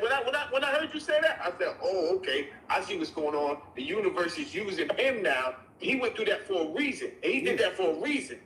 yes. So now you can talk that talk. Hey, man. Soar to the glory, bro. Yeah, to the glory, and that's what we're doing when we say bring the cloth back. The whole bringing New York thing back ain't going fuck Snoop Dogg and Tupac and the rest of them. It's not about that. You know what I'm saying? Right. It's about us building ourselves back up to be the brains that we are. Because what's happening is we're leaving the conversation in one cloud. You hear me? Because you're all trying to say who's the littlest gang member, and we're wasting too much time trying to figure that shit out. So when you bring it back to New York and the New York feeling, we all don't gotta. We ain't gotta like each other. Listen, if you don't fuck with somebody, you just don't fuck with. If I don't fuck with somebody, I just don't fuck with somebody. That's just it. I don't have to sit here for 30 hours and mention how I don't fuck with nobody. That does nothing for nobody. What are you doing? Fuck them. You know what I'm saying? What are you doing? And I think we lost that because we're running around looking for a bag, but a bag that we can create. If one man can create it, another man can do it, right? That's facts. That's facts, man. Am I right? Jay-Z said something one day, right? Somebody said, somebody come the other day, they said, Zeke, you know what? You a smart guy. Your Nate was popping. East Harlem's in the building. You're a smart guy, but one thing I like about you, Zeke, is that when you believe in something, you go. And you stand by. And you just go. And I said, you know why? Because I see the potential in people. They just need the door open. And once you open the door, go. You know what I'm saying? Right. You know what I'm saying? That's how I am. Now somebody, Jay-Z said, yo, Dame Dash said he made me to make another Jay-Z, right? Well, another nigga said that about me, and boom, they got the 050 channel movement. You know what I'm saying? You know what I mean? Right. But I ain't make that. It was just the general push. So it's all about y'all have the mechanics, the energy. All I did was press a button. But once y'all got the people attention, and that's what I always say. Once you get the people attention, you won't go, right? Yo. Look at y'all now. John the Baptist was the man, right? But he told you, he said, yo, listen, man, I'm the man right now. But there's somebody else coming that's greater than me. You see, we all got a part to play, bro. A part to play. Yeah, man. If you just don't be selfish or whatever when you get on top, and you wasn't, and I think that's one of the things that gravitated me towards your channel in the first place. Yeah. So if y'all don't know, I was on Uncle Zeke's channel. Yeah. Because it's about everybody eating. Salidin, you know why? Salidin, and this is just to show some of you guys, right? You ain't got to know smart for us to get some money, because when you hustle, right? Let's say I go to your block, right? I meet you through a news for yo, Salidin, what's up, man? What's going on, man? You may go, this is your block. I'm noticing I'm noticing that you're the influence of the block. Okay. Only thing that's missing with Salidin is he ain't got no work. You hear me? Right. You know what I'm saying? So okay, I'm peeping game. Okay, if I put him in the right position, maybe I can make some money out of this. But my whole goal is for him to get on his feet, because it looked like he knows what he's talking about. He just need a good connect for this. A door opener. I come to you and go, you know, Salidin, you got 10 soldiers out here. I see this mad cussies over here. Here, Salah. Take this happy brick. See me Friday. Let's give me 12,000 on that. It's the same game. Zeke, this is what we don't understand. You know what I'm saying? Same game, bro. Just work. It's just a different environment. That's it. I'm gonna tell you some secrets. Some allegedly secrets. You know what I'm saying? Or allegations, because I don't get anybody jammed up. Can't say the names, right? Shout out to my man. I come down because remember I was working. doing the family thing. Right. So I come back to New York. I see my man. He like, yo, me and such, we about to open some shit in Jeff. So I'm like, what? Yeah. Allegedly, they got to have a brick from a nigga. Not to be partners with them as a starter kit. You know what I mean? Yo, I'm going to give you niggas a half so y'all can get right. Do whatever you have to do. Give samples out, whatever the case may be. Actually, check out my Rock City Yo interview. That's on my channel. You know what I'm saying? You hear me? Okay. Rock City Yo speaks about that. He's a legend from East Harlem. You know what I'm saying? Rock City from Jefferson. You know what I'm saying? So I was there for that. So I'm like, what? Yeah, such and such blessed him. He ain't blessed them to be partners. He blessed them because he seen the potential with them. You know what I mean? It's all about seeing the potential. And he gave the nigga a half. He gave them niggas a half a bird. Yo, bro, this is public record. Them niggas was doing 10,000 a morning, my nigga. You know what I mean? Right. A morning. Listen, that's from just here, take this half a brick. Y'all get right, build what you need to build up, and if y'all want to come see me the purchase, allegedly you can. But they had a whole other connect, an African nigga, and shit went, you know what I'm saying? Shit went silly. Yeah, I understand. But you see what I'm saying, Salidin? So when somebody come to me, it's the same thing. But listen, okay, I got to have a brick here, eat. I'm gonna open the door, go. And then once you go, you got it. Nobody can stop you. See, some people want to gravitate themselves to the bag. You hear me? Right. Yo, if I do this to you, I gotta eat with you. No, I'm just opening the door because y'all got the mechanics. Y'all have it. You see, y'all have it. Y'all be having 800 niggas in there. You know what I'm saying? You hear me?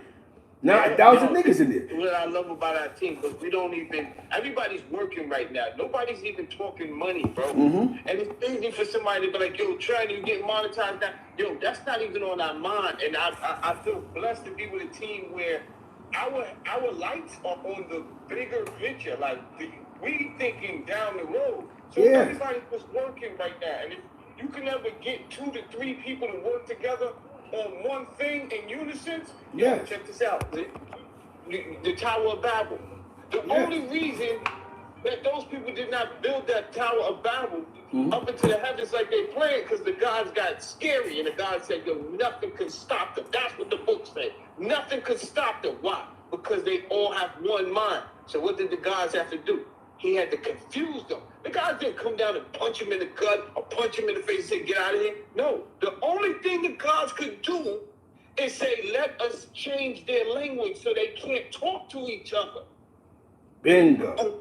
And then after they changed their language and I couldn't talk to you, you couldn't talk to me, guess what? Everybody went their separate ways. Some people went up north to the caves, some went down below. And this, it's the same thing, man. So if you can find a few brothers that can see the same vision as you, and y'all don't get, nothing can stop y'all. Nothing. The building, I was there for that. And actually, Cameron, if you go on Cameron's IG, one of his last rap videos that he just made about his life story, he spoke about Rockin' Dave, Coach Dave from Jeff.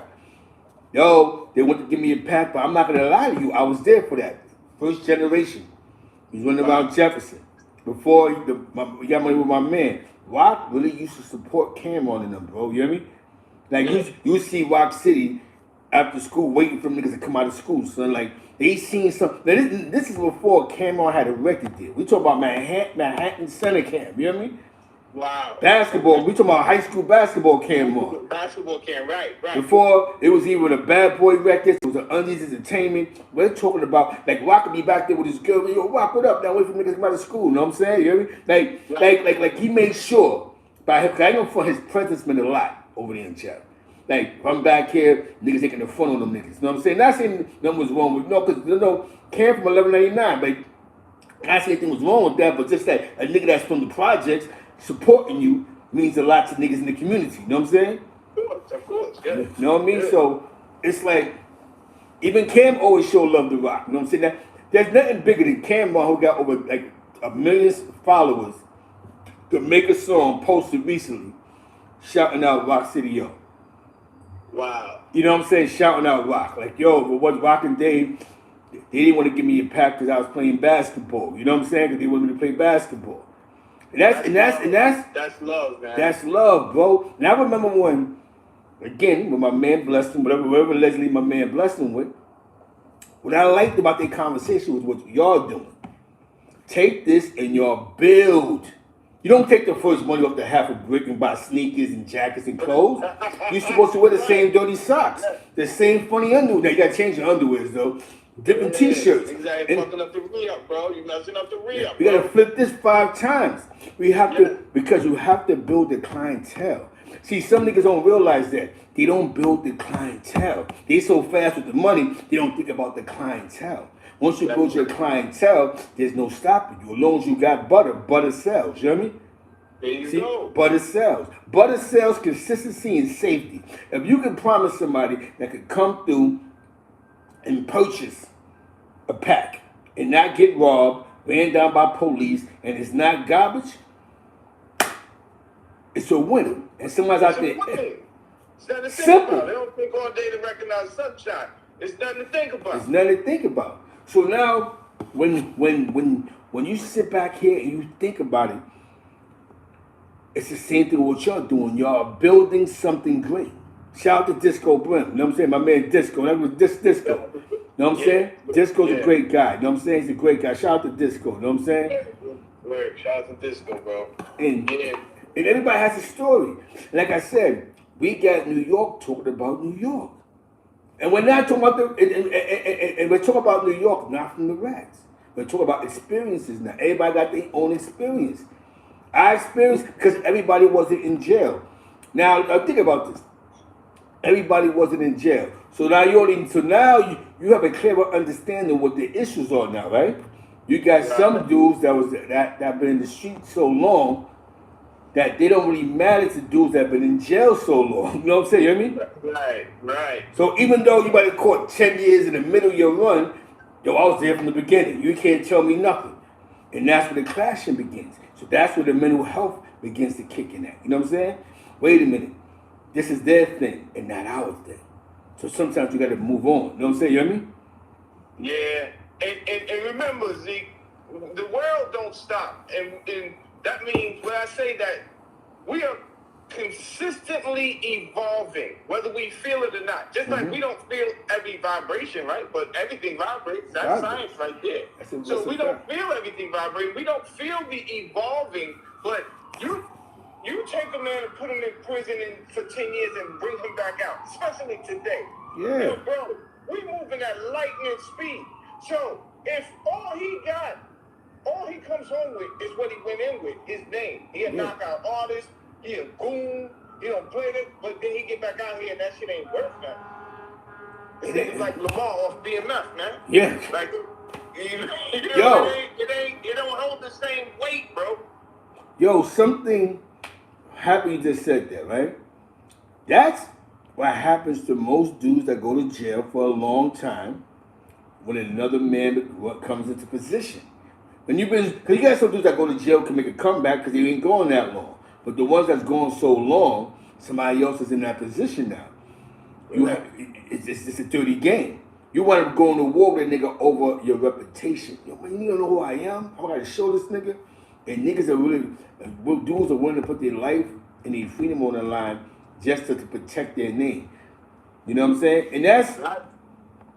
And that's real, man. I think a lot of times we do get caught up in the names, right? We get so caught up in the names that we have to look at even that Sammy the Bull. So I want you to check it out if you didn't see it. He's arguing with old boy. Everything he's saying makes sense, but you told. You know what I'm saying? You know what I mean? He said, what am I do? He said, the only time I told us when I cooperated. Nigga told on 50 niggas. You know what I'm saying? You know what I mean? That was crazy, man. But because what happens is, because the media creates you to create that name again. So now you don't want to talk about the telling, you want to talk about the bodies and and John Gotti. Because you have to make, one thing about people is they're not going to tell the truth about themselves when it comes to the weakest parts of their life. You know what I mean? Right, exactly. Everything has to be shown. How many times, one thing I'm going to say about me is, I never been homeless. And the reason why I never been homeless for is because it was a pride thing with me. Because I come from a cloth, dudes I was around, that nobody was fucked up. So I couldn't be to the point to come to my, I have a pride thing where I can't ask my mans that, actually got it, yo, so let me hold something. You know what I'm saying? It's just a pride thing with me. So I gotta figure this shit out. Right. But by me, one thing I'm gonna say about me is when you're a good individual and you're in a jam, somebody always go, yo, Z, you can stay over here so you get on your feet. Say no more. I don't take advantage of it. I get on my feet. You know what I'm saying? You know what I mean? You know what I'm saying? I don't sit around. I don't try to get no DSS. I don't sit around. I move around and I do what I need to do, my due diligence. You know what I'm saying? I never, because there's a certain prize I personally have. Because that's what I think is Zeke's black name when it comes to that. Like, yo, I ain't gonna front. I never seen Zeke fucked up. No matter, everybody that met me, that know me at one point in my life, go, nah, I am front. Zeke get money. Or I never seen Zeke fucked up. You know what I mean? Yeah. You know what I'm saying? You know what I mean? Because, you know what I'm saying? Because I strive to do the right thing. Now, I'm going to be honest with you. I'm going to tell you some deep shit right now, Salidin. Uh-huh. I had to put my ego to the side a couple of times. And, what I mean, I met this guy. He had this moving book company thing, right? So I would help him, you know what I'm saying? You hear me? Yep. But before I would go take a pack, I took a chance of doing that. Guess how much the nigga was paying me, Salidin? $10 an hour, my nigga. I knew you was gonna say that. Wow. I was helping him. I don't know how to drive. I'd be on the truck picking the books up, boom, we'll kick it. So before I did that, that's when I came on the last time. I've been home for 10 years, my nigga. This them trials and tribulations of Zeke Black. I didn't want to take a pack. I said, I'm not going back. I can't leave my little girl. What I pray every day for is that when I was decided to leave the game, see, I never sniffed coke. I never did dope. I never popped pills. So I didn't have no drug habit. You know what I'm saying? You know what I mean? I barely even smoke weed. I can't smoke weed, my nigga. You know what I'm saying? You know what I mean? Yep. So I don't smoke weed either. So I didn't have I had none of the triggers that I had me going, I gotta go outside. I'm gonna be patient with this. So now, I move with the African nigga. So my man Fatso, shout out to Fatso Brennan. Guy I met, good dude. You know what I'm saying? He tells me one day, Zeke, you do all this moving shit. Why don't you create your own company? What he tells me, a alleged gang member, right?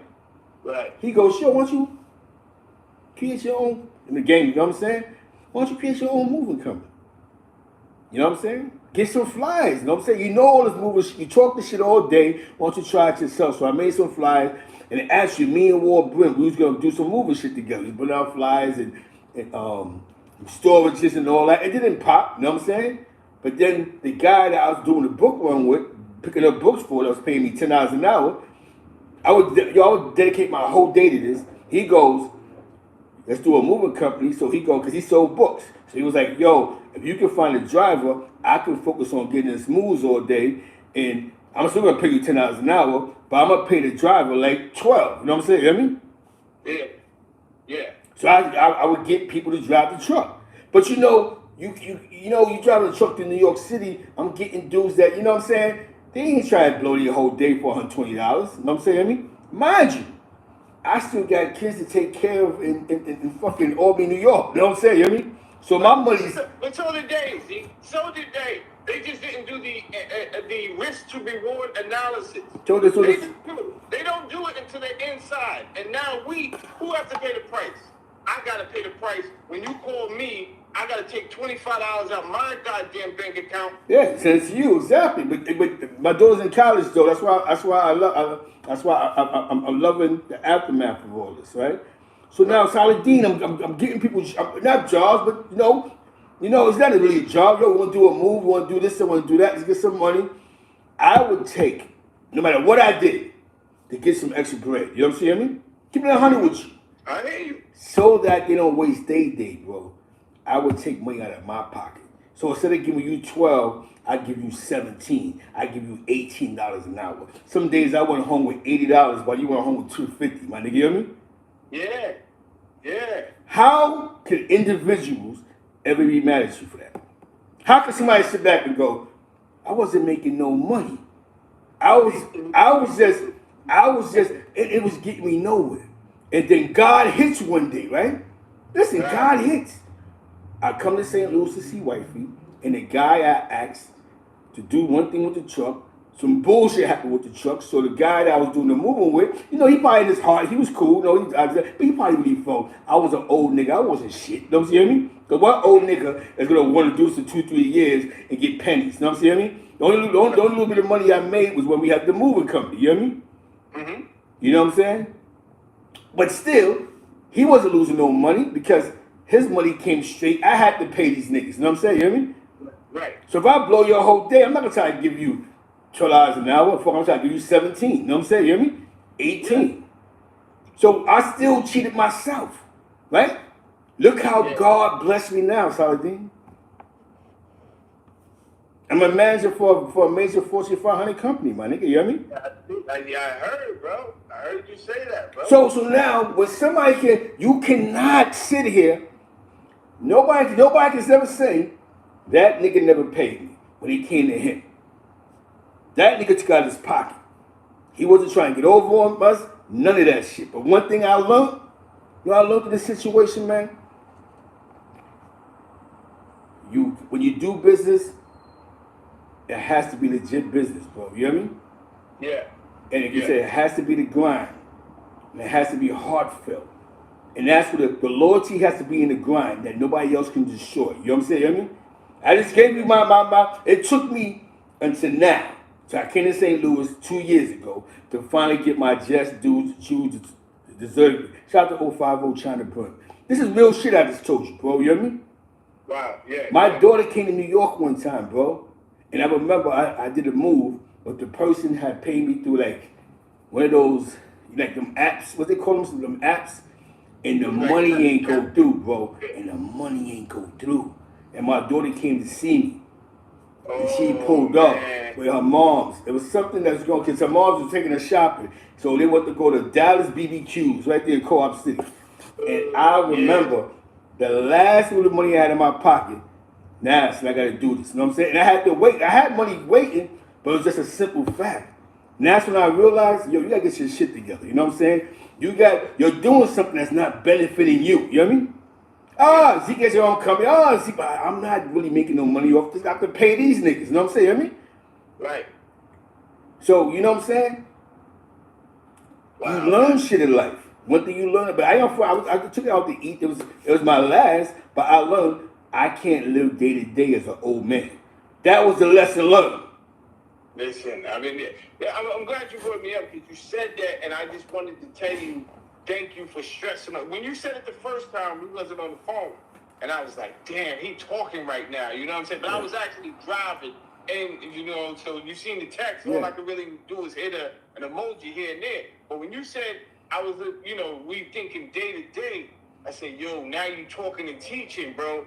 Yeah. Because at some point, when you stop thinking day to day, but that's the reality for a lot of people and where we come from, bro. Yeah, day to day. Think about the future. Yo, I love my wife, man. I love my daughter. I love my son. I speak to my daughter. I love her. And I love the fact that she believes in her father. And the other day, I had to bring something down the road because I said one of the main reasons why I'm in Missouri, because that's where my love is at. We've been involved for like 5-6 years. Plus, I'm going to show you have another place to come to, too. Plus, the third most powerful thing is you can be anything you want to be no matter where you go out in the world. Because that's what these foreigners do. They come from China and come here, become a doctor or a dentist, and they live. Asians from India, they come to these schools. I live in an area of future doctors. 90% of the people I see that got those white jackets on are Asians or Mediterraneans. You know what I'm saying? You hear me? They're coming from their countries, bro, and they coming here to become doctors. The people that save our lives, 90% of them are not even from here. You hear me? Yeah. You know what I'm saying? Yeah. Let me point something out to you, bro, because you said something like, I can't let that one ride. Mm-hmm. You spoke with your lady. Okay. Now, there's another narrative. We got to pay attention to this music and the visuals. Mm-hmm. We are the only race that are inspired to actually put down our women. But what bring life, Zeke? Man and a woman. You know what I'm saying? Because you did say, I'm happy you said that. Why would you Why do we have this whole attitude like, yo, this smut this chick out? We want to smut out all the chicks. And then when it comes to really building with one person, the dude won't even really want you to know he rocking. He don't want to say it with pride. You see what I'm saying? He want to make it seem like, yeah, that's right. No, man, that is the one you're supposed to pair with because you can get somewhere further with her. Just settle down with one girl, train your dick to stop running all over the place. Mm-hmm. But see, I can't say that, right? Because we you know, when we was taught Zeke, we was taught, go stick your penis in every hole that exists. That's correct. Yo, that's non-cypher, bro. That's non-cypher. definitely non-cypher. And that's what I mean about, I'm happy you said that. You know why I'm happy you said that for? Because it goes back into the Sammy the Bull, right? He's arguing with old boy telling him, yo, you gangsters. We ain't put the answer subpoenas, but you told. So why would you make music degrading females, right? So if I'm a guy, and I'm hearing all the women ain't this, the single mothers ain't that, and the single mothers like that, why do we get mad at men that mess with men then? Makes no sense. If our music is degrading them, you know what I'm saying? I mean, why do we care? You know what I'm saying? That's contradicted. You can't listen, women ain't this and she ain't that and she a slaw and boom and single baby mothers, they ain't shit. Okay, so why do we get so upset when we see a man messing with a man? How does that break our heart when physically listen to 80% of the shit we talk about and listen to is females getting bashed? That's it. You know what I'm saying? Mental illness, Zeke, like mental illness. And they back it up with this gangster persona. We just seen Sammy the Bull. You see what he just said, right? Bro, but you a gangster. We ain't supposed to go to no subpoenas. Nigga, you told on like 50 niggas. You know what I'm saying, you know what Right. Who are you to give this speech? Yeah, there's a fight suit. What? Give this speech. Then this is what's happening. We're allowing people to come up with these weird narratives. And this is where the narrative, perfectly what you just said right there.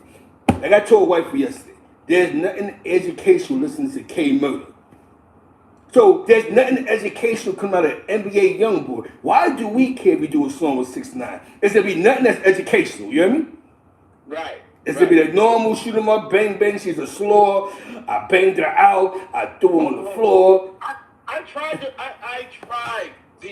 listen to some of this music. Every time a new rapper's mentioned, I go and I listen, right? Who's the boy? Lil Durk, right? I try. I say, okay, everyone's mentioning this thing. I'm gonna listen to Durk. I'm gonna listen to this artist.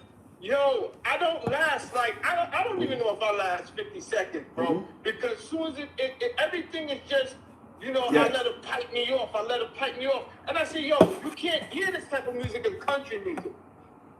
White pop stars don't sing like this about their women. They do. They make lovers music, bro.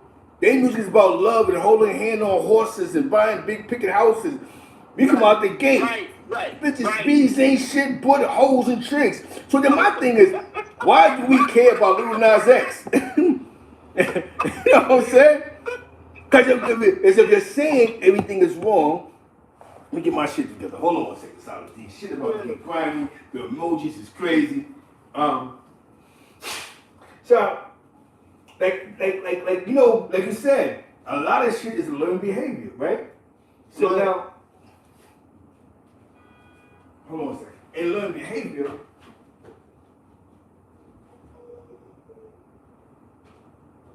so you said everything is in learned behavior, right? So now, in learned behavior, if you listen to that foolishness all day, you begin to believe in the foolishness, right? Bitches ain't shit but hoes and chick. You're on the next one, single mothers, deadbeat mothers. Shout out to Feed the World, shout out to 050 China the Movement. Salidin's in the building, you know what I'm saying? This is a great build.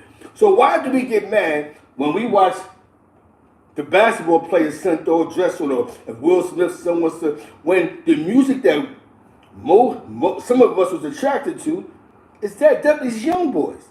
There's nothing productive out the music. So we can't contradict ourselves. You know what I'm saying? We are a living gut. Well, we're fighting.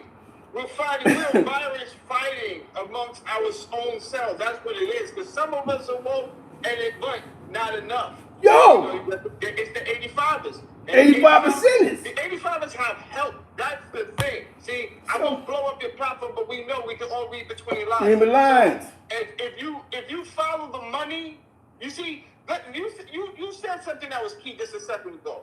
You said bitches ain't shit but hoes and chicks. That's from a song. Yeah. But you have to look at that song and see the timeline. That record was made in the right 90s. after it was said that the Men in Black went into these record labels and said, I want everyone to start rapping like this. It sounds that way. Because, now think about it. What song was it? It was, there was a song. Hold on, brother. Hold on. Big Drip says, shout out Jamal Salidin, great build on DNA genetics earlier. 100% facts.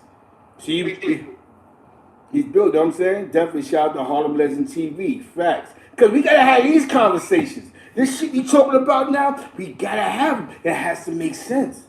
So now when we go, I appreciate what you're saying, brother, because this shit is weird. This is real. So check it. Talk, they bro. had the powwow, right? But remember the song Express Yourself, NWA? Yeah, oh, God. Dr. Dre said he didn't even smoke sex. That's what he said. He said he didn't smoke sex. So how'd you go from not smoking to 2 years later, you are the poster child? If anybody remembers that CD, it had a marijuana leaf on it. Yeah, the labels, man, CB4. Yo, I ain't gonna lie to you. I laughed when they made CB4, but look at hip hop now. People dying, they killing men. Remember, the other day. that's what it's hip hop shit. They be creating these dumb niggas. They saw something crazy. They killed the manager. One nigga was doing the lollipop dance. This is what I'm saying. Once, That was hilarious, man. see, a lot of people don't know this, right? I'm gonna break this down. I'm gonna break some shit down, right? When hip hop was in its first born stage, and some of you old hip hop historians can leave their head this shit. The first, there was some people they called the famous four in New York. You had Dinkins, you had the Sutton, I forgot his first name. You had, I think Powell I think it was Powell. Yeah, Powell, and somebody, it was like four of them. They called them the Fearless Four. They actually lived in Sugar Hill though, you know what I'm saying? But these are like the four most powerful people in New York before David Dinkins became the mayor. One was in media, one was in construction, one was in the, congressman, one was into, you know what I'm saying? One was a lawyer. So now, I think the second guy used to own WBLS. Yes. Now, he also owned other radio stations. And the other radio station that he owned was a public access station that you have to pay for commercials called, I think it was WHBI or whatever the case may be. The radio station that Mr. Magic was DJing on. Okay. That was the first station to ever play hip hop. That means when hip hop was in its birth, Mr. Sutton had a lane open for hip hop through the public access station, the I think HBI, whatever the fuck they called it. The one that Mr. Magic did, the Mr. Magic, because the first hip hop song ever to be played on the radio, the first person to rap was Melly Mel. He don't even get his accolades for that shit. You know what I'm saying? I mean, he did the first freestyle. Now, think about what I'm about to say right now, right? What was the first station to actually have a hip hop show? I think that wasn't it WBLS? WBLS, Mr. Sutton, Mr. Magic. Right. You know what I'm saying? You know what I mean? Right. And then when it blew up, then Kiss FM had Jazzy J up there first. DJ Jazzy J from Zulu Nation. That's his better little cousin. He left, and that's when Red came, Chuck Chill Out, and the rest is history. You know what I'm saying? You know what I mean? It's history. So, hip hop was controlled by blacks first. But then Russell became the face of hip hop, and and at that time, if he wasn't managing the hottest artists, he had the record labels. Because remember, Run DMC was on Profile, they was never on Def Jam, you know what I mean? Yeah, that's right. Bomb. You know what I'm saying? They was on Profile. It was called Rush Management. Russell was managing everybody. Yeah. We rolling with Rush Management. Rush Management. Then you had the Beastie Boys, LL Cool J, Tila Rock. You know what I mean? Those were like the first Def Jam. But the first one to pop on Def Jam, to my knowledge, was LL Cool J. Then it was the Beastie Boys. Correct. That is correct. Then everything, then the list goes on. I Need Love. That's right. Now, Let's take it. Actually, the first one Rock the Bells and all that shit. Rock the Bells. I've been waiting and debating for so long. Just started like Barbara Paul Cool J song. I had the 45. I just couldn't play because the record I need on my record player, bro. But we can't forget Divine Sound from Brooklyn, because they may not have been on Def Jam Records, but they had the hottest record in the streets. They had the Brooklyn anthem, my nigga. Don't forget about Divine Sounds, my nigga. That you know what I'm saying? They never get the accolades. Divine Sounds. You know what I'm saying? But I'm breaking some shit down. Shout out to Rainbow Music too, man. That was a historic joint right there, man. Yeah. Now we seen something, right? Here go music and somebody paying attention. When hip hop was first being created, blacks still was in control of it. Through the clubs, the mixtapes, and the radio. Mr. Magic controlled hip hop. Then he went to BLS and played more hip hop. Yep, he was on Def, yep. And then from Def Jam Records, remember, we're breaking it down, because you can't forget about Sleepy Bags, but we're talking about the era of when hip hop owned it. Russell was in control of a large amount of it. And Russell was the ones that started doing business with a lot of these major labels, like with Curtis Blow and the rest of these niggas, you know what I'm saying? Busy B and the rest of them. It was Russell doing a lot of negotiating. Not just him, but a lot of them. You know what I'm saying? Once the other people seen that it was lucrative, they already had it back. Okay? They already had it back. So if it makes dollars, it makes sense to everybody. So it didn't take them long to figure out, this could go somewhere and it's going to be lucrative. And, that's that. That's exactly what happened. Not enough of us. Some of us, like, shout out to not Aaron Hall. Yeah. Your boy Uptown Records. Who was that started that? Andre Harrell, from Dr. Jekyll and Mr. Hyde. You had Andre Harrell. You had a few people come from Wall Street and really say, I'm leaving Wall Street to go do this. Music should invest in this shit because it was very lucrative. Roach says, Gongo Roach says, Profile definitely jerked the artist. I'm gonna tell you something. Funny as he just said that. DJ Quick was on Profile. You know what I'm saying? You hear me? That shit was a platinum record. Run DMC was on Profile.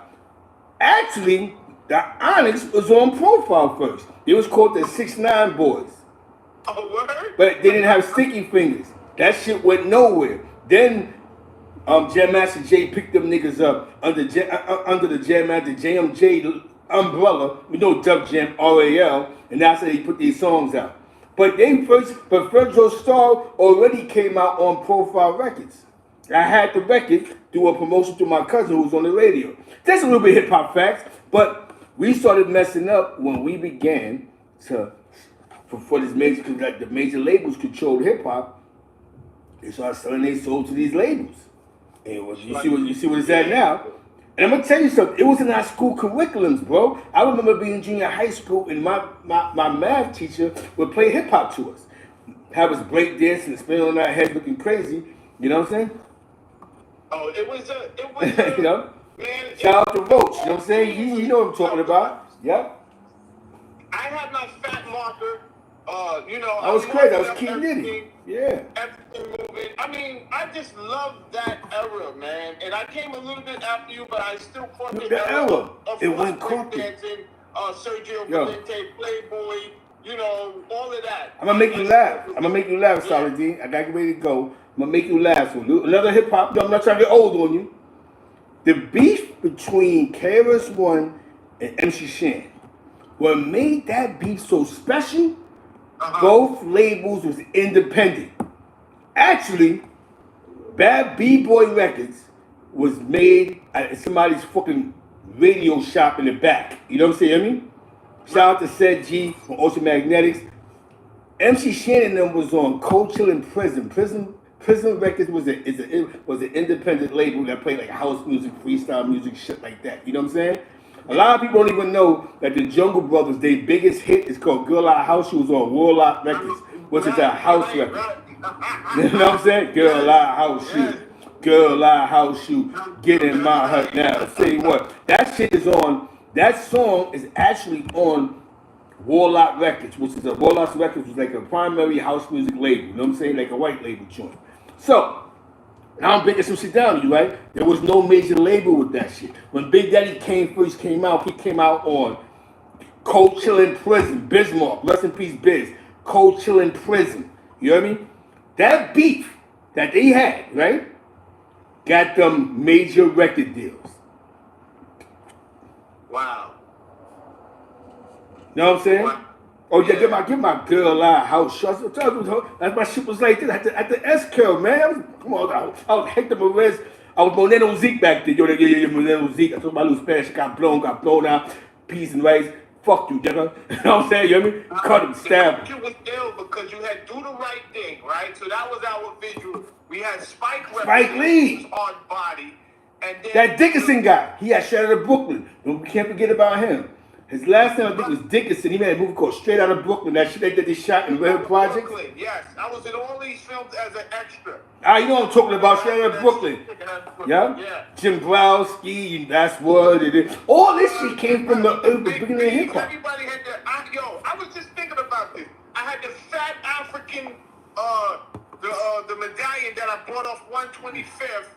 Yeah. You know, there was a different pride back then, bro. I'm just saying that. I don't want to sound old on anybody. Yeah, I'm just giving you breaking it down to you. Frequency coming through, man.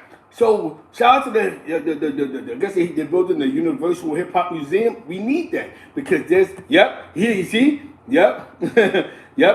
see Roach Roach is in the building. He knew about Warlock Records. He breaking that shit down. And I the reason why I know about this Roach, a lot of this music shit. I'm not gonna lie to you. It's because my cousin was on a college station in the late 80s, early 90s. Oh, that's how I know. College stations was big back because back then they because college radios in the late 80s played hip hop every day compared to the only way you got hip hop in New York was Video Music Box or MTV Raps because you only got hip hop on the radio Friday and Saturday. You know what I'm saying? Might be a Thursday on a college station, but college radio gave you hip hop every day. And in Albany, New York, there wasn't a college station.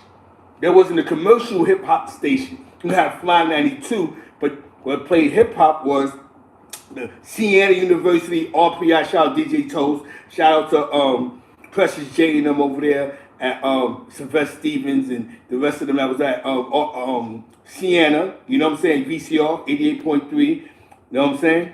And then you had, hit on the nose, and then we had WCDB. I used to answer bro, when my cousin played a song, I had to write the song on paper back then, bro, you hear me? And that's how they kept up with the songs, bro, you hear me? Wow, so my cousin played a song, I gotta write the song on the paper. And they submitted the papers in, bro, you hear me?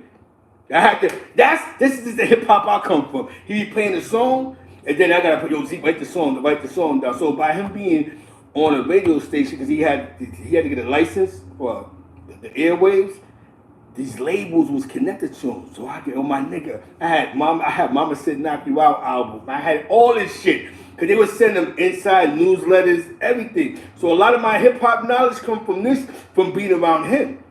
See? Wow. My experiences. Like you said, Spike Lee Do the Right Thing. Spike Lee also made a movie with School Days. My cousin was in a fraternity called Kappa Alpha Psi. When I first went to Albany, New York, I was hanging around with the Kappas. I didn't know there was a hood out there. You know what I mean? I went to hang out with my cousin. You know what I'm saying? My cousin was a big, famous college DJ, getting mad shows. You know what I'm saying? And that's the shit that was popping. That was the shit that was popping. So now my cousin would always come down to B Street Records. He'd go to, you know what I'm saying? He'd go to the record labels. Yeah, I was cutting school to go to the record labels, but I ain't gonna lie to you. The chance I got. You just said they got this Salidin. Oh shit! Rockefeller Center. I had to go to Rockefeller Center. How about you? You hear me? What'd you say? I actually tried to go to Rockefeller Center sometime. I went there a couple of times. Rockefeller Center. But I think Warner Brothers was in one of them buildings. Yeah, exactly, man. I just felt like, I gotta be a part of this. I have to. Yes, it has to be. You know, that's what it was for me. I was downtown. Forget school. I'm trying to get upstairs. Upstairs. Salidin, you brought it back. That's when you walk onto, like on 6th Avenue, that's when 42nd Street looked like,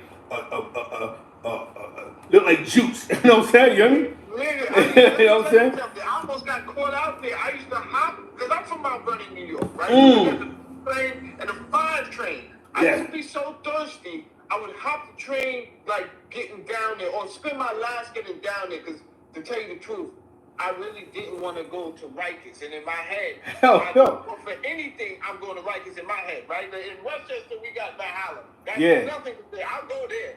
But in Westchester, it's like, nah, I ain't going to no damn Rikers for hopping a turnstile. So I spent my money one way there. And one day, on the way back, I asked the dude, you know, I got the brown eyes. I put on the sad face. Hey, son, do you think you got a token? Yo, son, this is the old 42nd. Yeah, the old 42nd, the old dude. Yeah, I got you a token. He opened up the door. He's like, yeah, just come in here real quick. I got a token for you. I'm like, hell no. Brooklyn nigga. Forget that. Had been a Brooklyn nigga. He probably took it. Was he doing all this? Paying for a token. Nah, I'm good. Was he doing this? If he was doing this, definitely a Brooklyn nigga. Yo, come on, rush through, yo, son, chill. Brooklyn niggas, yo, chill, son. I'm like, oh, no. Let me hop this train style, man. I'm gonna tell you something, right? Yo, I gotta go to work. Yo, we gotta do this shit again, Salidin. This is dope. And we gotta educate the people, man. Get in tune with the 050 China movement. If you're not, follow this shit, listen to it. It's real shit. It's bigger than gang culture.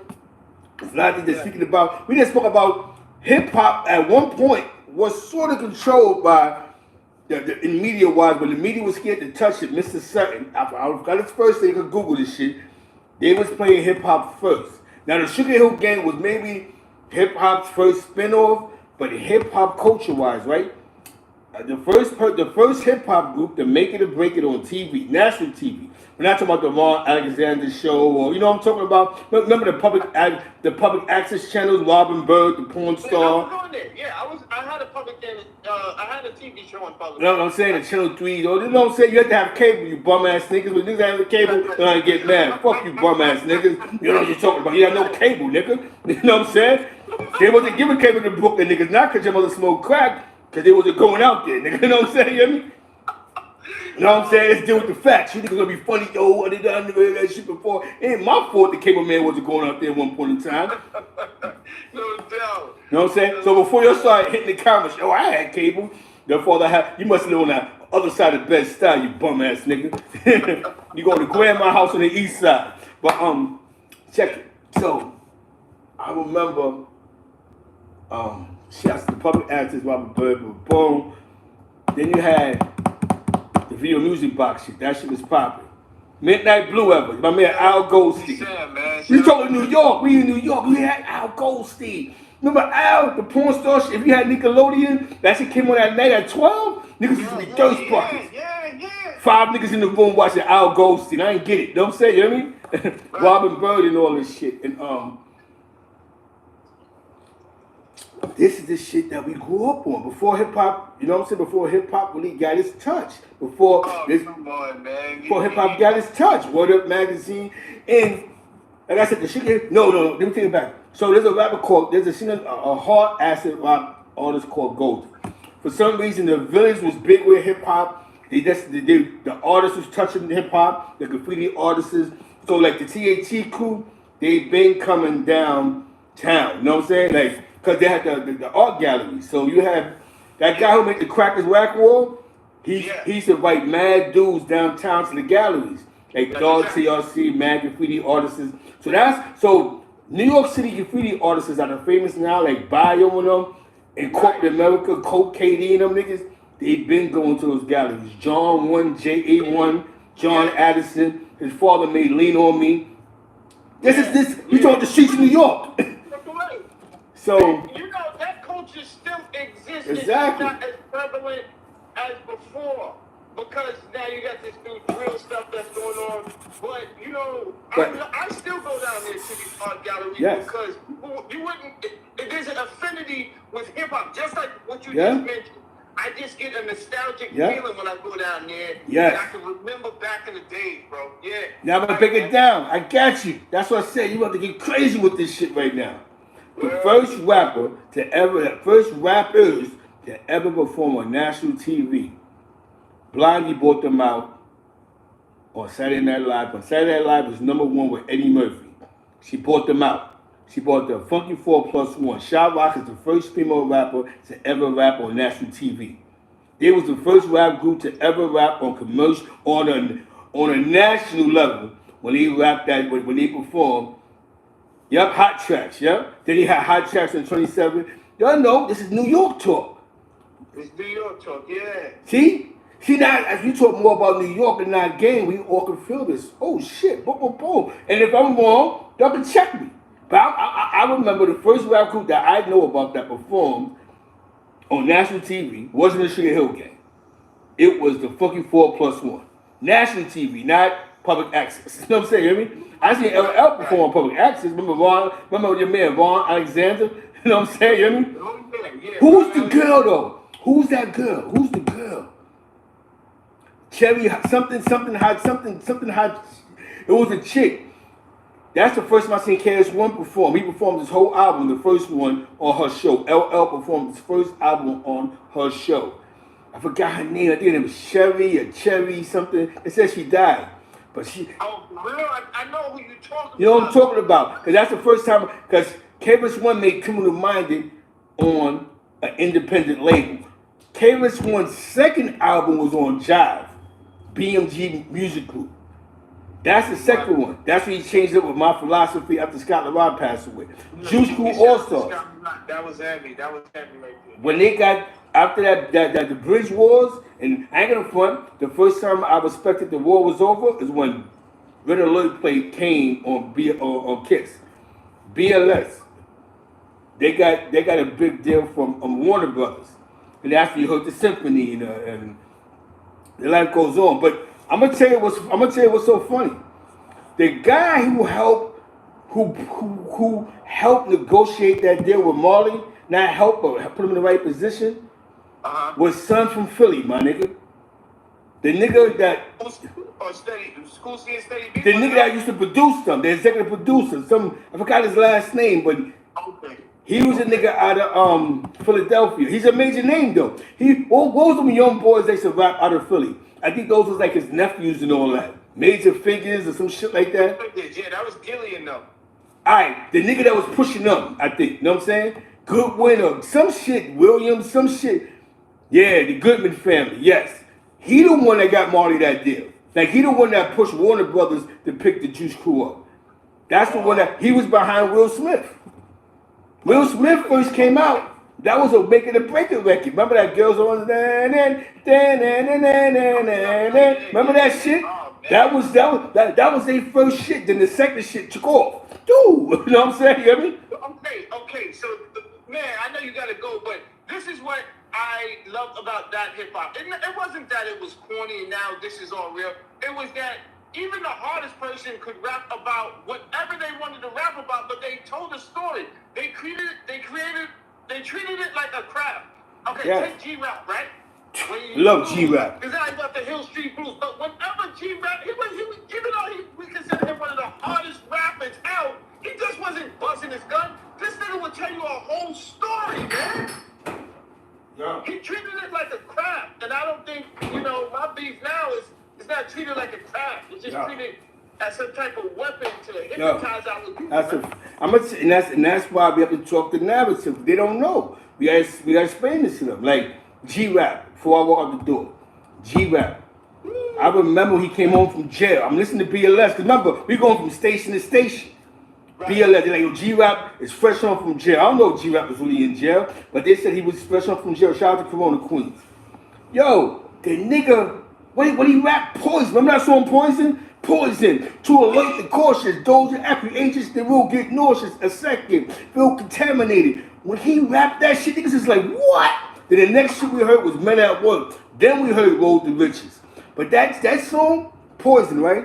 Who would have thought years later that Belle Biv DeVoe would have sampled that shit, bro? You hear me? Wow. That's his biggest hit on record. And if he signed the right contract, he's getting a check off that shit, bro. You hear me? Cause that single is diamond, my nigga. You hear me?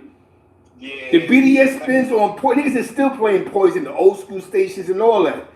That's the. About to take it to see. It was all hip hop. Now you about to take it to the style because it was an era where we still dominate style, but we were in those offices.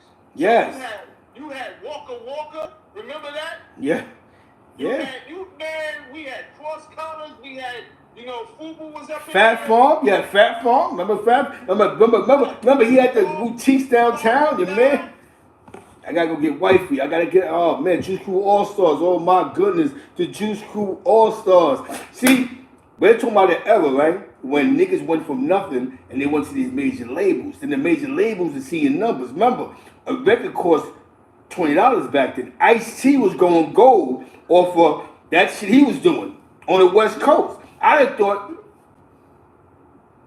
because that poison shit, if they didn't infringe on that poison shit, whoa, Jimmy Jam and them niggas killed that shit, bro. Cause that's their biggest single. Red with the Vogue. When we here in the club, radio, you could always play Poison. So I know they still getting BDS specs. Whoa, that one went. When you put that on, you know what else went? Akinelli. Put it in the valve, woo! Akinelli went. Yo. Put it in the valve. No, Uncle Luke. I think Uncle Luke went. He went with that top, take it, that shit. Doodle bound. You gonna play that shit at any birthday, funeral, all that. You know what I'm saying? I mean, that shit get crazy. Yo, before I go, right? I'm gonna tell you about when you get that one chance and you go, right? There's a rap group called Main Source. Rest in peace, Paul C. You know what I'm saying? Rest in peace, Paul C. Shout out to Mikey D, Mikey Destruction, the LA posse out there in Lawrence, Queens. But this is about that one chance to make it, right? When I first heard Main Source, there was a song called Looking at the Front Door. That was their first song. The second song they had was Funny Game of Baseball. The third song they had was Just Hanging Out. Ron G plays on this mixtape a song that was on the album already called Live at the Barbecue. The rest is history. Nasty Nas is worth over $10 million. That man broke a record that took him to the top. That's right. That's correct. If Ron G don't put that on the mixtape, we would have never heard of Nas. The song was on the album. Right. Yes. And I guess MC Search at that point, who I still have a lot of respect for. I was fucking with MC Search in that. Yo, I gotta go, baby. I gotta go. I gotta go. I appreciate you. Go back. We gotta do another show on this. I'm gonna do the live stream. We gotta take it back to the old school. You know what I'm saying? I mean, this is a great conversation. We're teaching them, and I ain't gonna front Roach, Gangu Roach. He's in the industry. He's a lawyer in the industry. So he's adding on to anything we're saying. And it seems like we ain't saying nothing wrong yet. You know what I'm saying? He's breaking some shit down. So salute to Roach for being in the building. Shout out to Avid Chatter. We're just doing something different. You know what I'm saying? But it's still... Okay, Avid, if you're listening, I got to get your Instagram, baby. I was thinking about that. Gotcha. Send you salute to the whole 050 China Brand movement. You know, it's that Wednesday. I appreciate y'all. Salute, man. Thanks for having me, Uncle Black. No doubt. All right. Peace, bro. Peace. Yeah, that's Salidin. Definitely, that's Salidin. I gotta go. That being said, salute. Appreciate y'all.